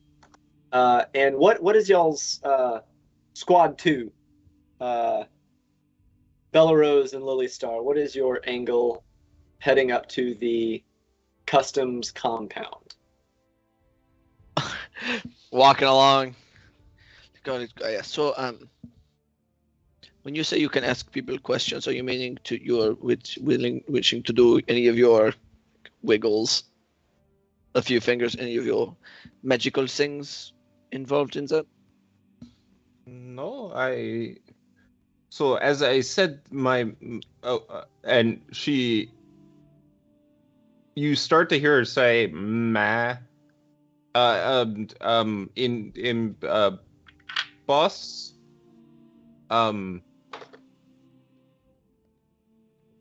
my boss, I watched her do business, and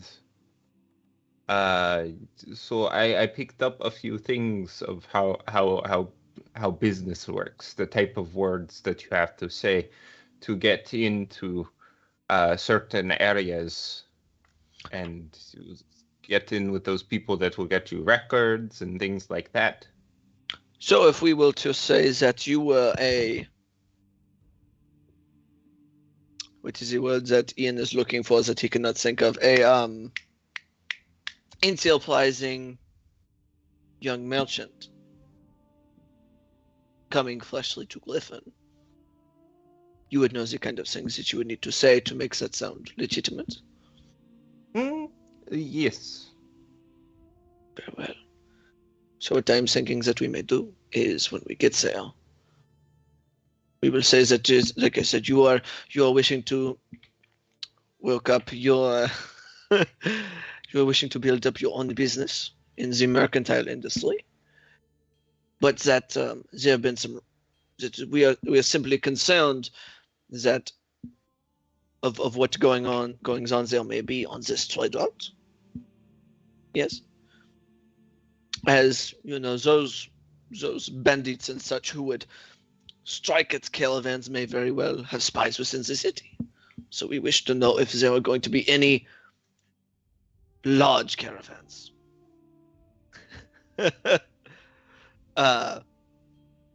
Going, God damn it, Kent. But if they will be going along this route, so that we are concerned simply if there might be trouble on the road, or something like that. That sounds like a good plan. You're very good at coming up with those plans. This is not fighting, and that which I am much less familiar with. But asking questions of merchants and their ilk. Been doing it for most of my life. So, and perhaps have not. you said records. That would be very good. Yeah, perhaps we can get into a record room. That'd be a good thing to accomplish. And I don't see why anybody would want to hide those. It is just paper. More All people right. than you would think. Also, pull out a handful of handkerchiefs. Please take some of these, and when you are eating, use them to like, wipe your hands and your mouth instead of on your clothing. Yes. It will make it. You will make more friends that way. How many do Hey. you give Gaia? Like 6. however about many a copper bought me. 5 or 6, probably. Yeah, 5 or 6. Like little square handkerchiefs. You use one of them at a time, and when one gets dirty, you begin to use another one until you can wash the one that is dirty. Oh, and she'll start tying them like around her wrist and around her Oh, ankle.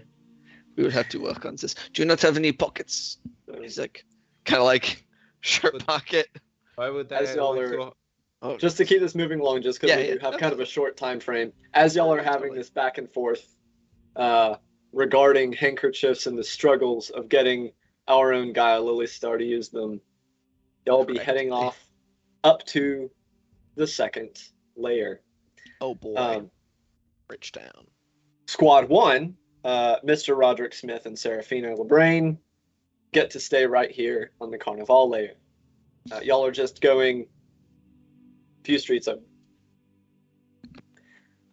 Even at 1 in the afternoon, the Carnival is busy. It's not, wall to wall packed full of, the smells of food and booze and loud noises and lights and stuff like it would be in the evening, but it is staying pretty steady. People who work late or particularly early are enjoying their time off. The extra wealthy who don't have to stick to any particular schedule, finding entertainment at whatever hour strikes their fancy. And the Carnival is always open to provide that 24 hours a day somewhere. And soldiers are a group that have just a broad range of really weird work hours depending on what they're doing. Someone's got to be keeping watch all the time. So even now, the Bill and Bully has a not crazy busy, but pretty bustling business going on. They do have a outside seating area for when the weather's nice. You can see indoors through the windows, a few dozen off-duty soldiers. Some of them still in their uniforms, some of them not. Only by, the fact that they are carrying openly weapons to show that they are licensed to do so by being soldiers. There's not much in the way of a security presence, not really needed in a place like this. And there is a middle-aged man running the bar when y'all get to the door. What are y'all doing? I look to Roderick, and I didn't mention this before, but I do have my instrument with me, strapped to my back. Gotcha. And I sort of square myself up in front of Roderick and look up at the approximate of his face and go, all right, Roderick, I'm going to need you to do your thing, and just try to observe as much as you can. And she's going to give you a bardic inspiration. And she's going to take a really deep breath and go, showtime, and walk into the Since this is the first magical thing to have happened in a while, oh, fuck me. that wild magic surge been sitting there, and I don't want to keep our own cemetery chick waiting on her wild magic surge. I don't did know go what that ahead and pre-roll means. it. Wild magic surge Fireball. has a random effect. Now they do tend to be very minor, Kylie, just as a heads up. So it's not going to be like detonating or anything. And some of them are Okay. silly, some of them are useful, some of them are a little frustrating. As you give Bardic Inspiration, you feel almost an unusual jolt. As that jolt passes through both of you, you will get advantage on all dexterity checks and saving throws for the next hour. Yeah, buddy. Okay. Just kind of like zap yourself awake a little bit, feeling Yeah. agile for no reason. Agile for no reason. All right. Yeah, it's like she went to just downed like 3 Red Bulls all at once. Not sure where that came from. So then when she says it's showtime, she really means it's showtime, friends. Yeah, you can like you can hear your heartbeat a little bit in your ears. Like you're like, whew, that one hit different.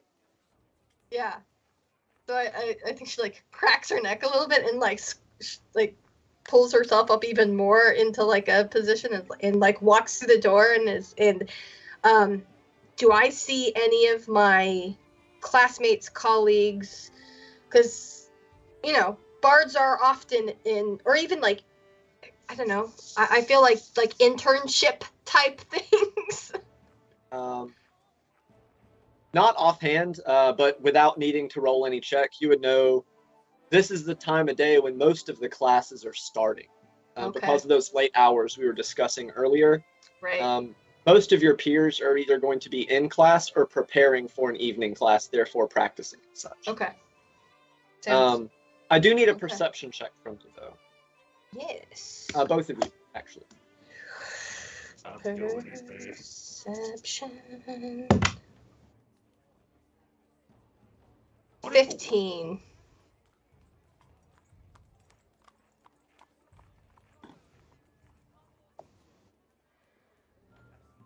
Mr. Smith? Oh, it didn't. 24. Oh, Jesus. Okay. Yeah, I did not go through. Wisdom character. So, yeah, y'all are getting ready to head inside. You don't see it. You know, you did a quick look around. Seraphina, you didn't see anyone you knew, but that figures based on the Okay. time of day. Yep.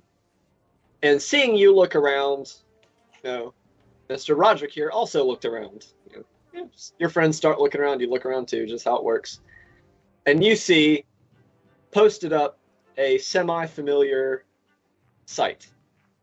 You don't recognize the individual, but you recognize the clasp on his cloak as belonging to the Franz Lin Institute. And he is watching it. He is not quite a block away. You recognize the emblem on the pin. It's just kind of leaning So against the this guy's like casing where I'm going, like he's following me. You don't know. This is the first time you've seen him. You just turned around, you saw him, you know, a few hundred feet away. But he's got Yeah, eyes on me. he's watching you very actively. So you rolled really high in your perception check, so you're gonna get some extra information for that.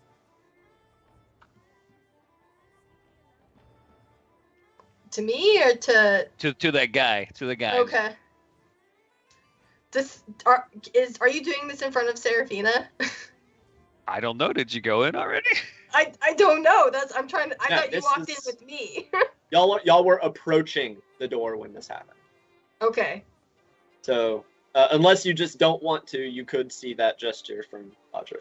Okay. I don't think we've walked in quite yet. I think I'm about to, and I like go, Roderick, what is going on?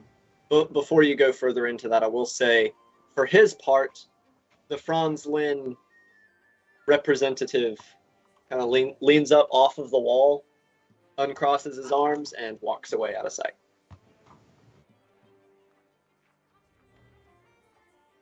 These guys, these fucking assholes have been hassling some of the folks down in Jordan Row because we keep fixing, you know, some of their devices for a lot cheaper. Assholes. Okay. If you feel like you need to go put some people in their place, that's neither my business. And frankly, if you burn someone alive, that's one last person that we have to deal with. So you can do whatever you want. escalated really quick. I mean, I was just going to tell him to piss off, but he did that already. Okay. What would you like to do then? Oh, just find some information. Okay, let's go inside then. You what? You? It's kind of like going. It's like you seem awfully quick to just want to set someone on fire. I mean, it's not normal. Serafina looks up at you and messages, I don't like people very much. And with a big old smile on my face, and just like walks into the to the room. All right. And as y'all walk into this tavern, it's nothing particularly elaborate. Whether it started this way or not, it definitely has grown to serve its primary clientele better. It has, lots of seating with big tables with lots of chairs around them. There's not really music going on at this time of day, but you can see like a small platform over by the fireplace where someone could perform, a little bit later in the evening or perhaps on the weekends. Okay. Like I said, a couple dozen people, two people at the bar, one of them the middle-aged man I described earlier, one a very young boy, probably like 8, barely seeing over the counter, or not even able to see over the counter, who's running around like, individual mugs. The people inhabiting it or patronizing it seem familiar with him, though, greeting him with a friendly clap on the back as they take their mug. Where are you going when you go in? Are you going to take a table? Are you going to head to the bar? What you doing? I think that Serafina would go find a table, sort of kind of in the middle, like not to be super obvious, but kind of, I'm trying to think of, like a sort of a side situation where there's a couple of tables on either side, so she could just like drink a beverage and listen. And just remind me real quick, how is Serafina dressed? What is she wearing? Oh, she's wearing like bardic clothing. So she has like her like white top with a maroon vest that's elegantly embroidered, and then like a deep black skirt that is like ankle length. And like I said, she has her lyre on her. You walk in and you're barely in there for 10 seconds before you get a skirt's more becoming of a lady, isn't it? You get a couple more cat calls. Someone with a Karathi accent. I don't mind. That works just fine for me. Better to watch them when they walk away. Serafina just has her big smiling face and is just like, and waves over to the little boy to get a beverage. He comes over. He's an 8-year-old boy. He takes your order. A couple copper for a beer. You hand him the coins. He goes scurrying off, and he'll be back in just a couple minutes with your mug. Yeah. You're getting a few like kind of sly side eyes from a couple other guys. You notice, in particular, the Karathi gentleman who's sitting with a few of his countrymen gets popped in the back of the head. No such luck from the local Griffin soldiers or the Altons. There are no Zoridi people here. Okay. Are Altons in here? Yes. The There are soldiers that work within the city from every nation. So, Okay. So they're acclimated to seeing like mega heathens every day. no, you are definitely getting looks.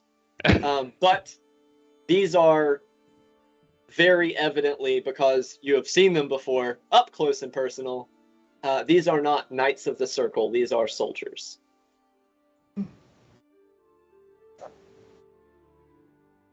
Yeah, I'm a chill off to the side, and people who shout some rude things at my girl here, I'm gonna just give them the intimidating slow look. All right, well, roll me an intimidation check for your intimidating slow Oh, I'm look. not good at these. You have a bardic inspiration. You do, yeah. You do have an inspiration what- die. You What's do the have inspiration inspiration. D6, I think. D6. All right, let's go. Yeah, So that's an, D6. 11 plus 6. Let's go. 17. Yeah, buddy. He's a big metal man who's on fire. That's got to count for something.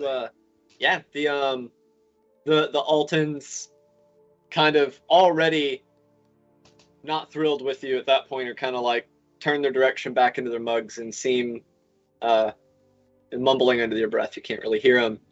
You just see one of the Karathi guys. I told you this is what would happen. You're going to get your ass kicked.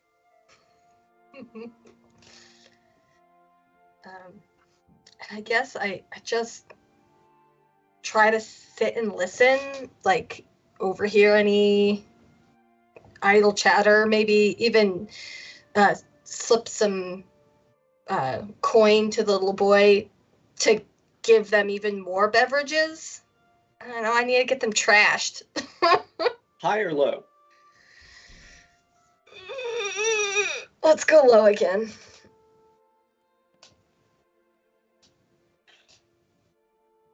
One sec. Oh my god, what'd I do?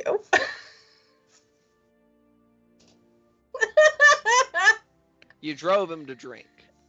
I'm sorry. Unfortunately, it is only water right now. If only I had had some foresight. If only I had known you would make the decision that you would make.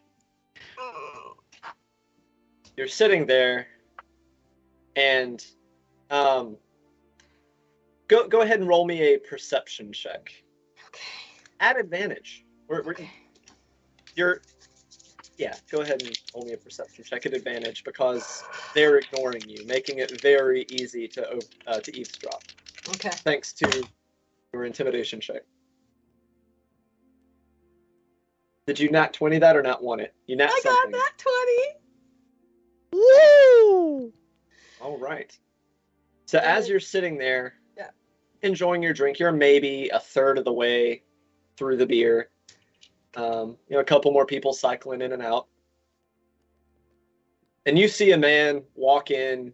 He's younger. He's very clean cut. He is wearing a officer's uniform of Altus. Oh god. He sits down with a few of the Altons. And you hear a couple of the guys go, Mr. Gallo, good to see you. And so what time in the morning are we leaving? 8 a.m. sharp, I told you.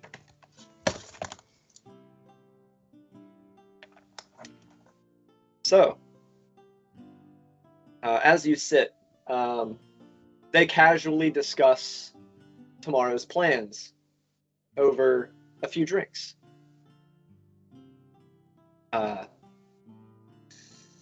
Gallo, tells them, we must understand, this is important. Have a couple of drinks, have fun, but do not get crazy. Understand? Yes, Mr. Gallo, we understand. And I'm going to have to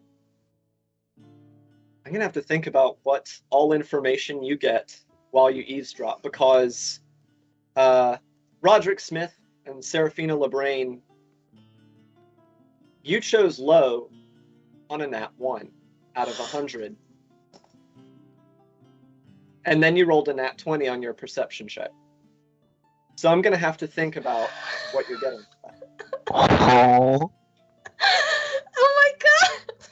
Never would I have thought that heresy would pay Hey. off in this way. Oh my god! That is why it's Shit. so important when I asked you high or low.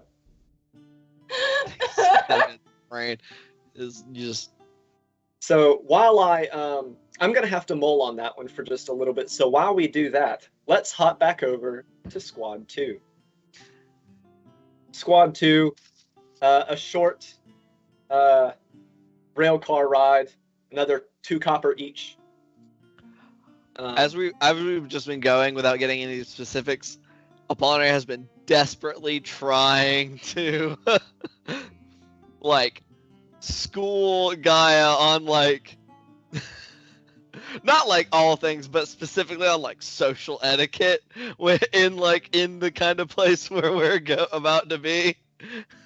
Just trying desperately and probably failing miserably, but doing his best. Taking all the parenting tricks in the book. like All right.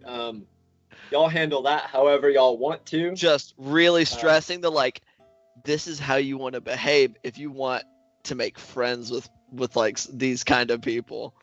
It's like I'm gonna abuse that fixation she has displayed. You kind of get a sense that while Gaia has an understanding of bureaucracies and businesses, Yep. the way that her boss went about her business Oh god. was, let's just say, not ethical. Not ethical. Okay. Flyer's gonna chalk that away for just like we add that to the mental piggy bank. We'll deal with that later. And also be like, okay, don't like when you say unethical, do you mean like threatening to break people's kneecaps, like mafia kind of unethical, or So at one point, she says, "Okay, but when do I threaten to cut finger off?" oh no, we do not no, we are not going to do that. Okay. This might be a little more different than we anticipated. No threatening of bodily harm. No, that is not going to be. Most people do not conduct business that way. Just usually it is just coin. There are bribes. Bribes are still something that happens in like regular business. No, we do not. We're not going to attack anybody. We're not going to say that anything bad is going to happen to them if they do not agree to do as we ask. Nothing bad. No bad things are going to happen to the people we are talking to. Okay, do we make their family disappear? No bad thing. Nothing bad. Nothing bad to themselves or their family. Nothing. No threats. We do not threaten them. Okay. I understand. This is more like polite business, like nice business. You're not going to do anything bad to anybody involved. So, how much for bribe usually? Well, It depends. Well, that's just one that you kind of you judge in the moment. Yes.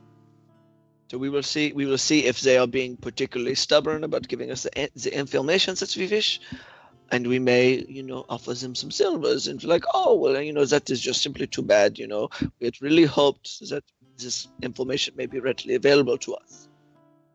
Then we give them some money. I think we can. Yes. Okay. I see my boss do this. I think Really glad that we discussed this before we got there. that would have been. Doesn't take y'all very long, by the way, to get to the customs compound. Hell yeah. And when I say compound, I say that because it is not just one building.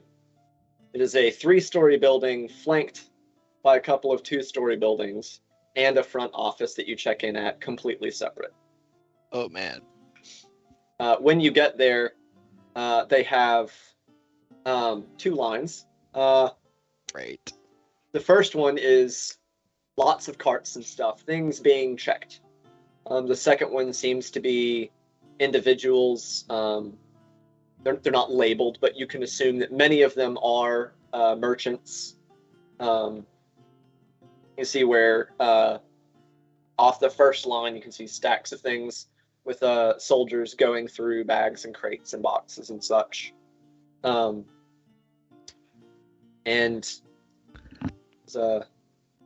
you walk up, there is an attendant, I guess, for lack of a better word. Welcome to Griffin Customs. Where can I direct you today? Do I have any idea about the structure of this place? You've probably never been here. Dear God.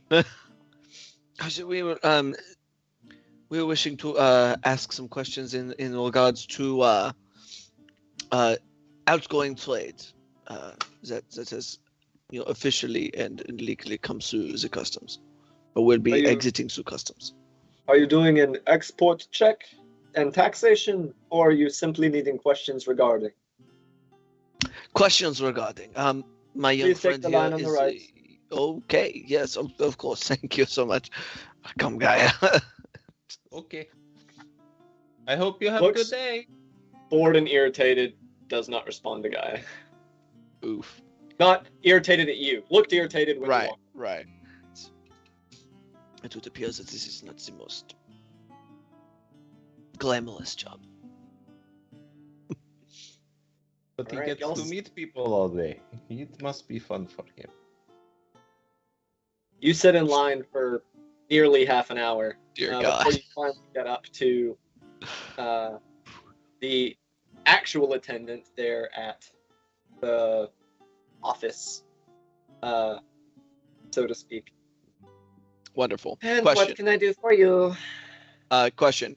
What kind of separation are we looking at from us and other people? What do you mean? Like, are we like right up against this desk with a line of people like within 5 feet of me, or is this like is there any kind of separation between us and the other people here too in this like same situation? It's one of those like stand behind this line, then move up when you're called forward. So you're probably about 10 feet. From So one like person. very visible and probably very audible, is what I'm hearing. There's very visible. There is quite the hubbub between, scores of Less merchants and their animals, and guards and staff. So it's got a solid rabble sound going on. Okay, so fairly okay. Noted. All right. Yeah, so I guess we walk up to this person. Hello. Myself and my young friend here, we were hoping that you may be able to grant some mercantile insight for the very near future.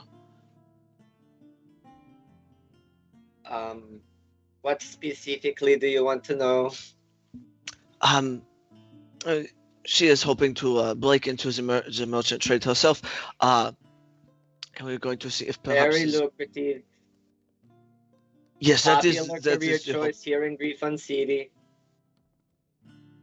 Yes, of course, and I was hoping that you could perhaps share with us the plans for larger merchant caravans that may be exiting within the next few days, perhaps. Let me check my records. She turns around, starts going through just dozens of pages of charts. Anywhere in particular you're looking to go?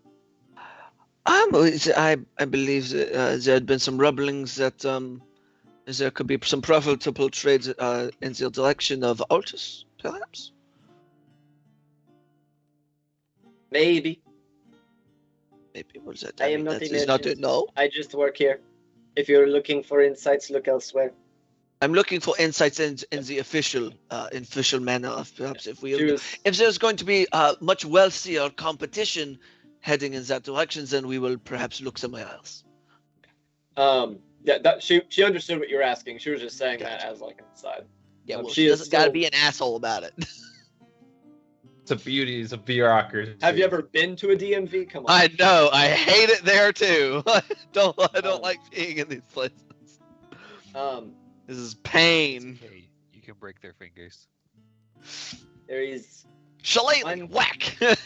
caravan heading tonight, and in 1 week's time, there is another. That is not including individual merchants. These are just large official caravans. larger. Oh, official. So these are government sanctioned Yes. caravans. Do you know what kind of goods they may be bringing? If it is not too similar to our own stock, then it could still be a viable option for us. High or low? Always high, baby. I We will don't not keep that break. information here. Do what? We don't keep that information here. And besides, asking about government mercantile actions is frowned upon. Can I get an insight check on whether she actually stores that information here? Sure. I'm not super insightful, unfortunately. The big +2. Doesn't matter, dirty 20. She seems both bored and to be telling the truth. Fuck. It's simply to ensure that my friend gets a good start in her business. You understand? I know if you do not have it here, but Everybody wants to do better business. is there somewhere else where we might I am be not able an to? advisory board. If you do not have any further questions for me, I will have to call up the next person in line. Is it particularly safe that direction? Hire guards like everybody else.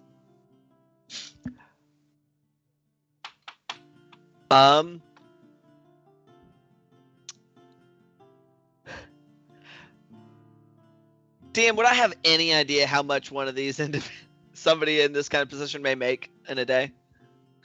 Probably a little bit more than the average because it is a government position, but not a crazy amount higher. If they were paying people a whole lot, then you wouldn't be planning a revolution. Just saying. Probably 7 to 10 gold a week. Gold or silver? 7 to 10 gold a week. Okay. So about 10 silver a day. Maybe a little more than that. Give or take, yeah. Give or take. Okay. I was like, okay.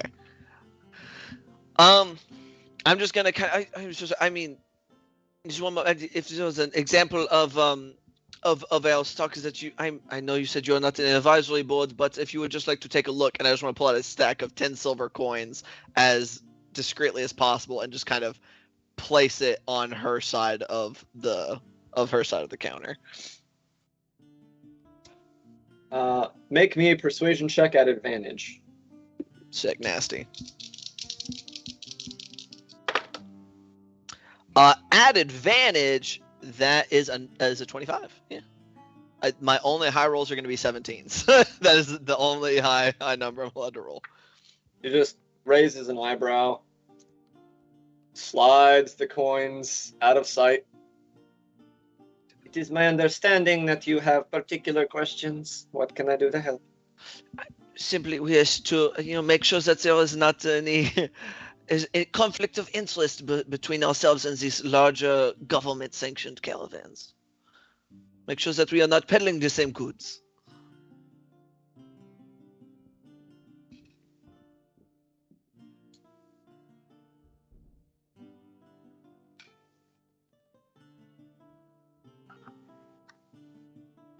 Look, between you and me, business with Altus is not doing well. I would suggest trading with Zorgin or Karoth. Probably Zorgin. They do a steady business of spices. None of this is officially on the records. This is just what I hear. We are not supposed to give advisory. But with all of the famine going on down in Altus, no, they will purchase at high price, but they do not have anything to give back. So it is food that the governors are trying to send down to Altus? They are sending food, but also weapons to suppress any kind of fighting back from the people. Oh, I did not realize that there was any kind of that kind of trouble down that way. That is It is terrible. never anything big. It is a cycle every few decades down there. You know how it is. I see. I don't know if Apollinaire actually knows that that's how it is, but I will take her word for it. Well, of course, I'm so thankful for you giving us your time. Do you know if this caravan would perhaps be open to traveling companions? Safety and numbers and everything? Leaving this evening or the one leaving in a week? I mean, the sooner the better, right? I would say this evening. The one leaving this evening, you would probably have to ask Keen. He is going to be over there getting his carts checked momentarily. In a week, that one is definitely a no. Definitely a no-go? Oh, is it? It is one of the governor's pets that will be leading it. Very by the books. Oh, I understand, of course. This one is a contracted freelancer. Gotcha. And when she said him, was she indicating anybody in particular? She gestured at the large crowd of carts being checked. So, just a cart in there somewhere. If you ask for clarification, she'll give you a station number. Gotcha. Yeah. I'd be like, oh, as you said, we could save some money on sets, and that should be wonderful. Absolutely. Okay. Have a good day. Thank I you have for your. What's up? one question before we leave. Mhm. I am in the market for talismans of luck, and I was wondering if there's anybody that travels in that route, typically that sells those.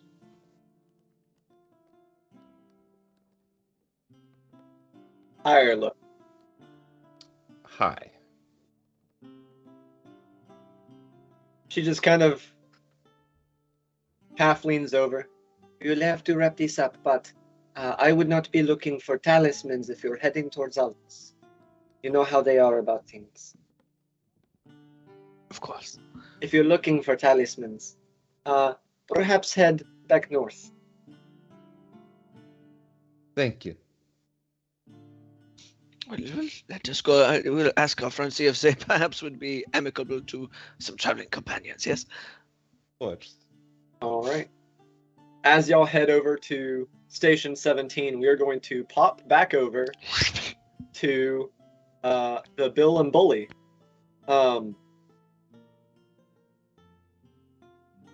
am making one last adjustment because of your incredibly unlikely collection of dice rolls.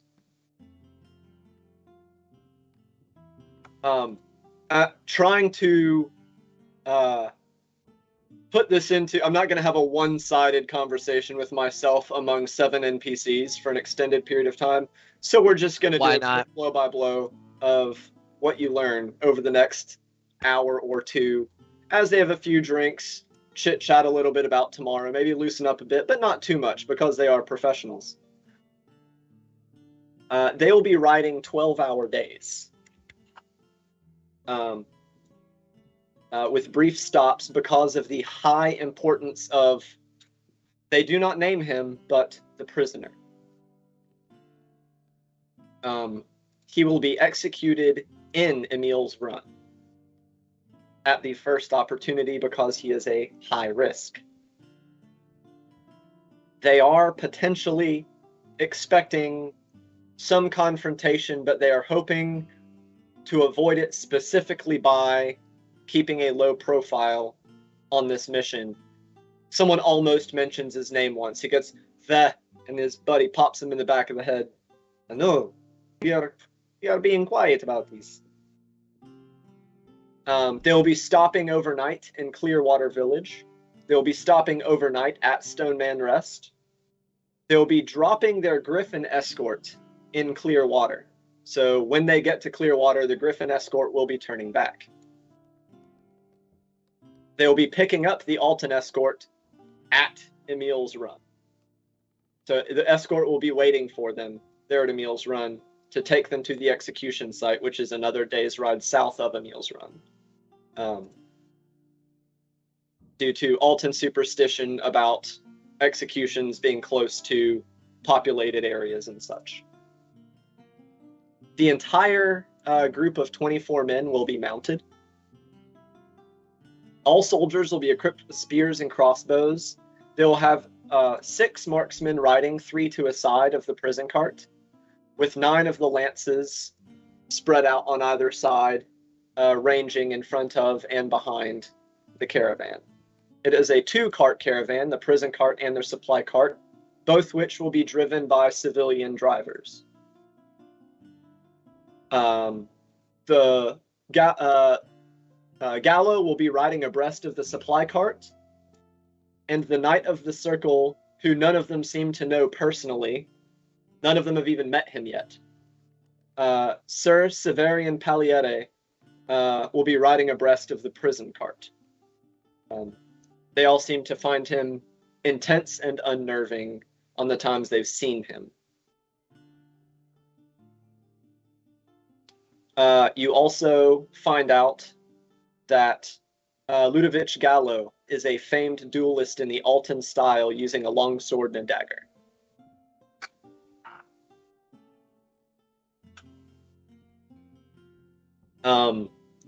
That's about all the information I think I can give you. I couldn't even write all of it down. I'm gonna keep it real with you, Chief. Like that's a lot. Cool. I've got it on a document. Fantastic. So that takes you an hour or two of sitting, having some drinks. Eventually, at some point, the drunk Karothi that Kat called you comes over, all of his friends staring at him angrily while he apologizes to you for his rude behavior, and then goes back to his seat. You probably get a couple more unapologetic cat calls from locals or Altons. Batista bombed them. Seraphina, she's in a zen state right now. Just like there is a plastered face of like, I'm just here enjoying my beverage. When somebody catcalls her, she just kind of does a ha ha ha ha ha ha. But internally she's, coming up with ways of how she would murder them if she could. So with the constantly rotating schedules of soldiers and guardsmen, it probably takes a few more intimidating glares from Roderick there, as the old people cycle out and the new people cycle in and start drinking, and then find out they made a mistake when they say the wrong thing to you. But yeah, that's how the next few hours for you go before you head back to the theater or whatever it is you plan on doing. Yeah, I think that when it becomes pretty apparent that they don't have anything else to say, Seraphina gently places her hand on Roderick's arm and just like makes the indication that it's time to leave. It's probably not too long after that. Okay.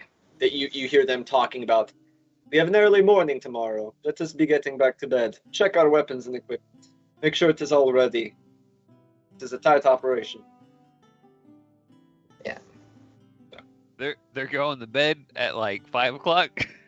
Yeah, they are heading back and getting everything ready for travel tomorrow at 5 o'clock. Okay. So they can be in bed by like 8 or 9. Okay. So that was a not one. They're very Guess punctual. low, so I'm just gonna tell you what you Yeah. ask at this point. Like, we're gonna start drinking at 1 so that we won't be drunk in the morning. Yes, that is. That seems literally like a what good we're doing. strategy to me. Been around plenty of these folks. That is literally the mindset. Hell yeah, brother. Good stuff. So, Okay. that is what you get for your. Sorry, I was Right. jotting that whole time trying to come up with like that's a. Bro, we Like know their called- fucking exact like formation. Like that's a lot. Let's They go. basically were like going over everything over some bowls of stew and a few beers. All right, Johan, you know what you're doing? Okay, cool. Josephine, what are you doing? I know. Yeah. I'm just throwing out. It's my boy. Yo. No, for sure. I as we're walking down the the road, Serafina messaging Roderick of like, we got them. We're gonna kill those motherfuckers. We've got them. They're all gonna die. Fucked. Holy shit. Welcome, your resident sociopath. All right. Slow down. Maybe hold off on the murdering and stuff. Also, that's real freaky. Don't do that. That's crazy in my head. Is there anything else the two of you would like to do for preparations before heading back to the theater? I got a lot of information in there. Like 3 different blokes might be getting cheated on. Wait, what? I did not hear you. I said, like 3 different blokes in there might be getting cheated on. I mean, all kinds of information. I learned a lot, but it's probably not going to help us. Very observant. All right. Well, now that bombshell is out of the way, we will rapidly hop back over to our mercantile investigatory squad. I really feel like, man, we're just sitting here. We're like, man, we're getting good information. We're gonna get back. We're like, oh man, we didn't get shit. Why do we suck? So we know one guy that's a driver Yeah. has a son. Yep. Fuck it, we're on the Firm case. handshakes all around. Good job. We all did equal amounts of work today. We got the same amount done. So, you head over to Yes. Station 17. Hell yeah. There's like 4 carts loaded to the gills with barrels, crates, and sacks the of DMV. flour and such. There's a guy leaning against a pillar, looking irritated, while like 9 or 10 guys in guard outfits like go through his stuff, like opening crates, checking what's in sacks, etc. All of that being overseen by someone with a stack of papers. Okay. You walk over. What do you do? Good afternoon, sir. Good day. How are you doing? I don't know about good. It's an afternoon. I suppose so. We were, me and my friends, we had heard that you are going to be making a mercantile run down to Altus early this morning, or tomorrow morning, or tonight, I suppose. Tonight, yes. I'll be leaving as soon as they finish, which will be between now and fucking midnight. Oh, Sounds like we found you just in time. it does. We are enterprising, looking into perhaps breaking into some more merchant trade ourselves, and Right about now, I would not suggest it. no. Oh, why is that? Because you have to sit through this shit, I'm not sure if it's worth the money. Well, I suppose so. But I mean, it was in Griffin, making money so trade is one of the best ways to make money, no? It was great when I had 1 cart and I was making quick runs over to Keroth or Zorjin or to little villages and, grow your business, Dad says. Make sure you diversify your, sales, Dad says. No, it is a giant hassle and not worth the money. I'm going to go live in Violin. I hear they have, education and stuff there. Maybe I will become a scholar. And you could do that surely, but in the meantime, while you are still doing your own business, we were wishing to inquire whether you'd perhaps be open to other traveling companions, safety and numbers, you know. You are just trying to take a cart down?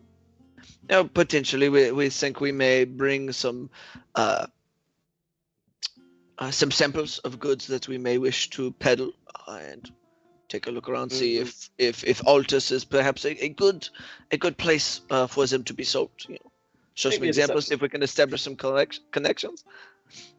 What's that? Go ahead and make me a deception check. What do you mean? You don't think I'm being honest? It's dual purpose trip, baby. We're fucking 2 for 1 special. Actually, I am listening to totally lying. Oof, that's bad. 15. No, that makes sense. Want to make sure you're going to have Hell, something Exa- worth exa- selling. just- Although I will go ahead and tell you now, if you're not selling a lot of food for dirt cheap prices, they're probably not going to be buying. But look it, if you're not doing anything better, might as well. Very well. Does this sound amenable to you, my small friend? How much are you bringing? What do you? How do you bring your own guards? Because I pay out the ass for guards. They charge so much nowadays. Oh, I mean, that was part of why we thought traveling with a group would be a good idea. Is less safety and more the numbers, and perhaps not having to pay for all of our own guards. Perhaps just contributing to the pay, perhaps taking on some of the. If The you do payments not that have you your own guards, I will have to ask that you pitch in Of for course. costs. Because with an additional cart, I'll have to grab a couple of last-minute recruits. You really want to have at least 2 guards per cart minimum, and honestly, you want more than that because every now and then these stupid brigands get brave. It doesn't work out for them almost ever, but they see carts and they're like, "Ooh, money and product," and they're going to try and take it. And then they're Right, fighting a right. trained soldier, and they're just some dumbass with a scythe, and they're like, "Oh," and they get killed. But I still have to deal with it. Terrible, yes. Well, Dial will That's- start that's- kind of bouncing on her feet and tug on your shirt. Ooh, Yes, we do have two guards. We have oh, that Roderick is and Serafina. yes. From my understanding, they are skilled warriors. Yes, perhaps they Oh. could serve. Hey, if you can provide at least 2 guards per cart, I don't know how many carts you have. Oh, this would be it is a trial run. So to be doing. Okay, hey, I mean, if you we provide don't 2 want to guards, I commit do not too care. much of our goods. So you are offering a traveling fee. What did he say? It says you're offering a traveling fee. Potentially, as I said, I wish to simply see if you would be open to the idea of traveling companions. We were not entirely sure where we may be going until we got here today. We were looking as a scouting run here within the customs. Really are by the seat of your pants, no? I mean, it is. I mean, when you get to my age in your life, if you're spending too much time on anything, then I'll be dead before I get anything done. Hey, more interesting than my father. He just sit on his ass all day and drink. So, yeah, I have not done the group caravan thing before. I have known people who did. God knows my father did. I will have to look into what appropriate fees for that are. I honestly don't know. But if you don't have a number you wish to offer me, he checks a timepiece on his wrist. I definitely will be here for at least 2 more hours. They are still on only the second card. Well, then perhaps we will confirm with those guards, make sure that our guards would be available to pull their weight in guarding the train, and to confirm that what goods we may wish to bring along with ourselves. Of course, I'm going to be honest with you. This run is barely going to keep my head above water with how much the prices of food have tanked, so I'm not looking to make much. I make a little extra because you want to travel along. You make it worth my while. I'm okay with it. Very well. Guy, is there any other questions that you feel be relevant to the gentleman? I don't like talking to children. I am not a child. My cat. My cat. He's moves gonna all roll along. an insight check. She has cat eyes, right? Like, Yeah, that's like he's looking and he just rolled a nat 20 on his insight check. He's going, oh shit. I have heard of people like this. You are a one of those half-fae, no? Changeling. I I've am never Gaia. met one in person. What is your name, little changeling? I am Gaia. You can do the turning into an animal thing. Let me see. I've never seen this. Okay. I say, as you said, you're only going to be here for about another 2 hours or so. So let us not take to it. It will be plenty of time on the road for Oh, yes, discussion go. and chatting. But I definitely want to see that. As I said, plenty of time for discussion on the road. Guy, I believe what was Can a hex and charm have to come as well? Oh, yeah, I'm sure that I think your cats will be perfectly welcome. Oh, Come cats. with us. Yes. They prevent rats and everything. I am sure that, especially when you are trying to transport food, that may pay for part of our fee on its own. Ireland. I love cats. Bring them along. I never get to see mine anymore. Wonderful. Well, of course, you have you have a very busy few hours ahead of you waiting, and we'll to confer with a few associates that we have. Very busy, yes. Bring me a beer when you come back. Maybe I'll knock a little money off. I will consider it, see if we can get something cold for you. Come now, Gaia. Okay. He just sits there playing with his fingernails, leaning against the pillar, watching the officers go over all of his stuff. You guys head back to the, I'm starting to feel like this may not be the same caravan, guys. It may not be. Or actually, it might be. It's fine. Whatever. We'll confer. Compare notes. You guys all convene at a unapproximate time. A time. A place. A time. Well, no, we know the place. Oh, yeah, fair enough. There is a young Maximilian sitting in y'all's room when you get back to the theater. The Squad 2 would have gotten back definitely earlier, since Squad 1 sat there eavesdropping for a couple hours. So Oh boy. Gaia and Apollinaire, y'all walk in to see, just perched up on one of the half-repaired benches, kind of kicking his legs. You're finally back! Where is the big one that is teaching me to make swords? You are taking up the profession of a smith? No, I'm going to be a warrior, but I'm also going to be a smith, and I'm also going to be a spy. Lofty aspirations, indeed. But I'm going to be a smith, so I can make my own swords. But the big smith here with the fire and stuff, he says he doesn't make weapons.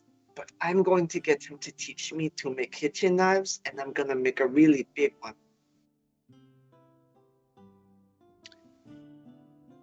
I do not see problem with this. Right! It is going to be great. I'll have a sword. Wonderful plan, to be sure. This dumb fucking kid's gonna try to hit people with an oar. Oh, God. Would you like to learn how to grow a plant? I don't think I can fight the governors with plants. No, but you can make food. Isn't that what farmers are for? What the fuck? This kid's so goddamn stupid. Have you ever met a 12-year-old? Can this be about the time Serafina and Roderick roll in? Sure. Cool. Yeah, we come in the door, and I'm like, And Oh, like, he I knows make those kitchen those knives. cuffs because he doesn't even wear cufflinks, so it couldn't have been left by him. I could barely hear. Oh no, well, you're super quiet. It's not your modulator. You're just quiet. oh, it's just my normal voice is super quiet as well. Oh no, now You you're sounded loud. perfectly. The modulator perfectly dropped fine. the volume a whole. Oh, I was just saying. Oh, and no, he knew it couldn't have been his cufflinks because he doesn't even wear cufflinks. He's crazy. Mhm. He's here. He's gonna teach me to make kitchen stuff. Yes. Serafina, as soon as she opens the door and sees Maximilian, she pulls her lyre and starts to play a very soothing melody and casts sleep on Maximilian. Oh, shit. Right. He's asleep. Great! He's So- like immediately like, as She He's going to teach me to make keychains stuff. Holy fuck, did you just kill him? No, he's just asleep, Roderick. It's fine. Oh. So she walks up like with Oh. purpose, picks him up, goes down the stairs and finds someone, and is There's- like, there are staffed guards here, like cool. of the quality we Child. previously discussed, but they're there. So Serafina places this sleeping child in one of the guards' like hands, whether they want him or not, and she's gonna go. If you want us to save the person that you are missing right now, he will not come into our room unless we specifically say that he can come in. I did not know he was there. Usually It's okay. Maximilian is in his room. I am not mad at you. It's not your fault. Children are precocious and we love them for that. But at No, we this don't. moment in time, I'm going to hand you this child. You are going to put him to bed. And then we are going to go and complete this mission.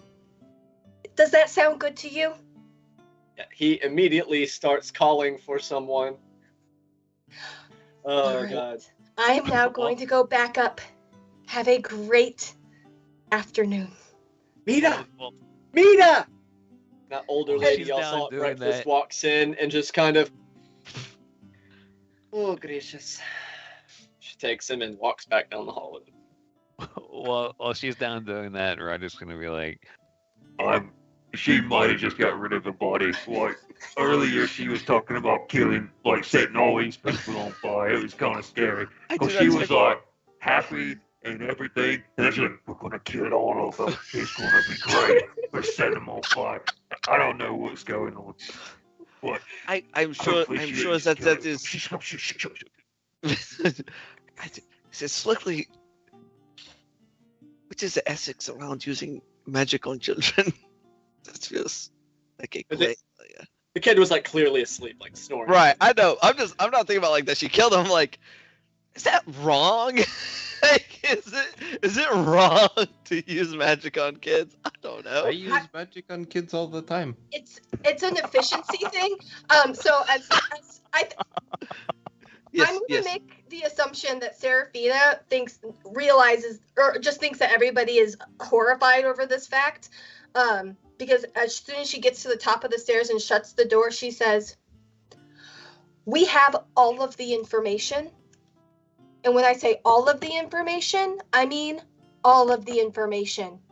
So I don't know what information that you have collected that we can utilize, but we've got them. We have a ride.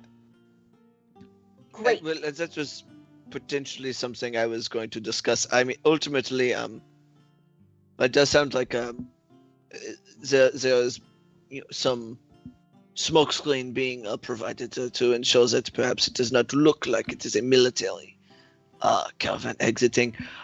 The gentleman that we spoke to, Gaia, it seems like he was a legitimate merchant, so perhaps they will just be leaving at the same time as him to make it look like they are exiting. It did not seem like The merchant is leaving tonight. Right. The military caravan is leaving at 8 a.m. sharp. I presume that information has quite been disseminated as I'm. Well, y'all knew they were leaving tomorrow. that you could didn't know what lie. time. I don't know. Yeah. So it's all. Do you relay the information that the merchant is leaving Yeah. tonight? Yeah, I'll just I would give you the rundown of like it doesn't like I don't think that it seems like the timing was close, but probably just coincidence. Okay. Shall we go on an adventure, friends? Sure. Let's see what else. Yeah, that's fine. Okay. I'm gonna go pack some of my things. You should all get ready. And she just like, with no nonsense, walks up to the balcony to grab her Are you stuff. gonna tell them what happened? What you found out? Oh, I thought I did. I assumed that we were just kind of hand waving the Hand-waving it, yeah. specifics. Oh, okay. not- Yeah. I was like, all of it. anything and everything. Yeah, we get all this. of the things. Yeah. Do we have horses? Of any We kind? have Koken and the cart. Is that a cart that can move at the same speed as this? I don't know. From my understanding, Coke is a mule, whereas this is going to be a cart pulled by horses. Coke is a mule that is, it's a decent mule. That's not a best mule. It'll get you from point A Better to or point worse B. than what was Bart's mule? Daisy? Daisy. Yeah, better than Daisy. Daisy was like ancient. Old. Okay. Yeah.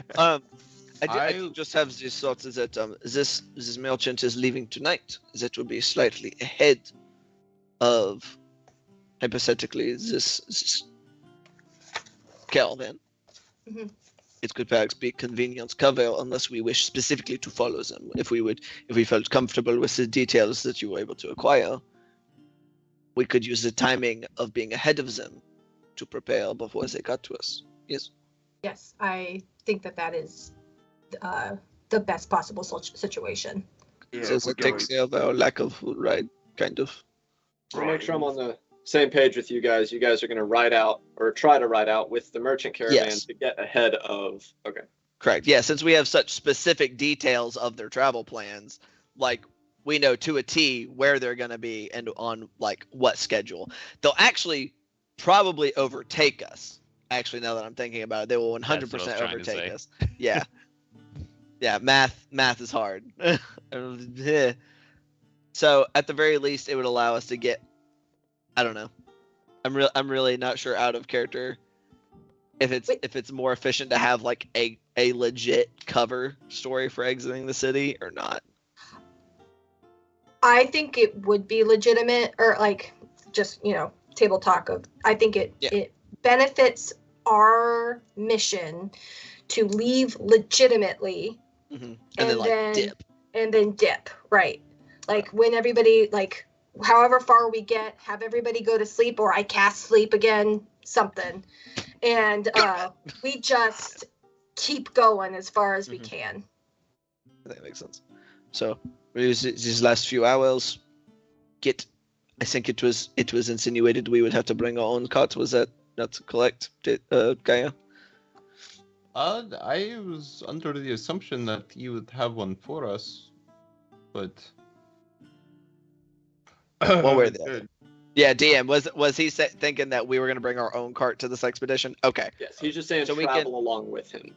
So the lie that we told this gentleman is that we were also merchants, and the two of you would be guards. Yes, we might want to spend this last little bit of time before he exits, lending credence to that. Get a cart, some horses, some random goods that we are going to peddle in Altus, and then we'll go from there. Yes. Sounds good. All right. I mean, what did you say? Kind of.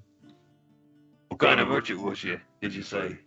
We were intentionally very vague. That we were trying to look for potential of what things may sell within that market. So we do not have to get terribly much, and it should fly okay.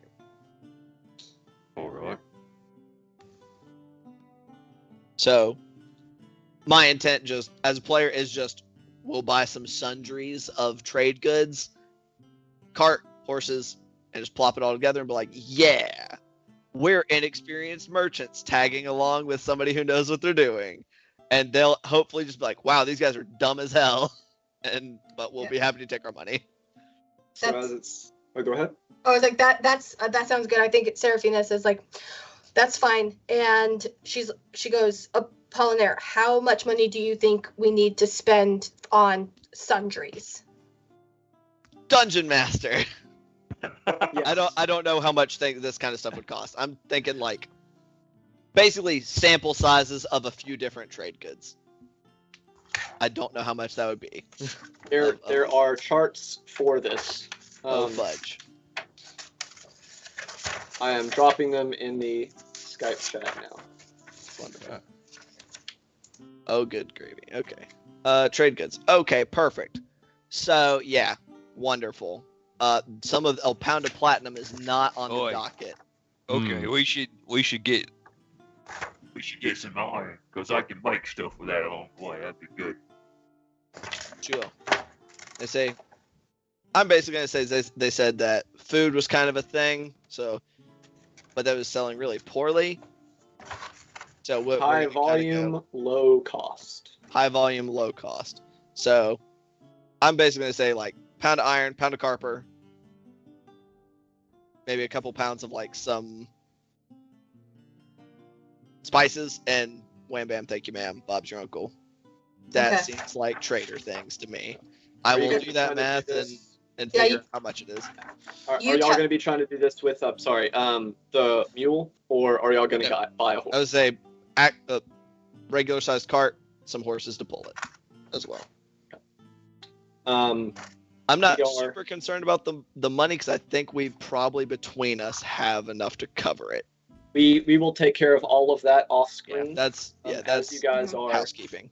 going to go be spending your evening acquiring these things. Is that what I'm and setting up Rapidly, your- yeah, setting up your charade and then heading over? correct. Yeah. Oh. As we are approaching the end of the session, we're not. What's up? Before we go, I do want to do two things. Mhm. I want to go to my little nest, take one of my adventure books out, and one of the seeds that I collected from the day, cast Druidcraft on the seed to get it to start to grow, and put that and the book together, and then bring it down to a guard for the little kid, and tell the guard to put the seed in some dirt with some water, and grow it with the kid while we're gone. Yeah, he's yes, Miss is a new one before you. I am Gaia. Miss Guy. Yes, I will take care of it. Okay, I want to and- see it growing when I come back. Yes, and good luck on your trip. He says, looking very confused, knowing that you guys are supposed to be like the A team, but what he sees is a small shot. Takes the book and plant heads off. So quick question before we 3, 2, 1 break. Who's doing what? So that we can pick up next session with all of this kind of behind us and ready to get the show on the road. I think Seraphina hands Apollinaire a bag of money and says, shit. "Use whatever." Yeah, it's like 100 silver. Like, use whatever you need to use, and then just give me back whatever it is. And then she's going to put on her elven clothes, so pants, and put her 2 sheaths on her sides with her swords, and just to look the part. If I'm gonna be a guard, I gotta be a guard. And gather the rest of my stuff too that we're gonna need for the next few days. Gotcha. So Apollinaire is going to be doing the shopping. Shopping like a motherfucker. Hell yeah. Who is returning to the merchant to let him know what's up? I can do that. I can go with Gaia. I will escort Gaia. So we already know that he is amicable to this whole deal. Roll me a persuasion check. Okay.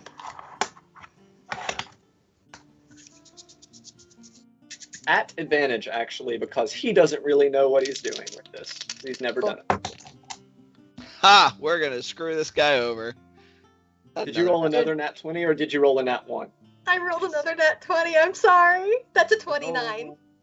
This bodes this will, I can almost guarantee, bite us in the ass as soon as we get into combat. Like, this is gonna be the complete opposite. We're gonna miss everything. Yeah. We're gonna get crit. It's gonna be a bad time. I mean, if we 10 don't gold want sounds to good to do me. the nat 20, I did still roll a 17 plus a No. 9. No, So- no. We're not gonna turn down the goodwill of a nat 20. I'm simply Yeah. concerned for our future. He shrugs. He looks almost more interested by the idea of y'all's company than the money, just because he's been so not excited about this trip to begin with. He's like, I'll just 10 gold sounds. Okay. Yeah. Cool, done and done. Yeah. Here you go. Didn't get my beer, though. Did Apollinaire, did you tell me that when... Oh, okay. Because I was going to say... I honestly, when we left, he didn't super think that we were even going to use that information, so he was just like, whatever. Okay. He doesn't seem legitimately upset. He's just kind of like, I didn't get my beer. They're on cart number 3 now. Okay. I think that to be amiable but still play the part of... You know how being hired is. He didn't give me all the information when I was told to escort this guy here. Hey, if you kill the brigands, it all works out for me. Hopefully. So, what are Roderick and Gaia doing for these last-minute preparations prior to departure? I am going to help pick up materials as a heavy lifting thing.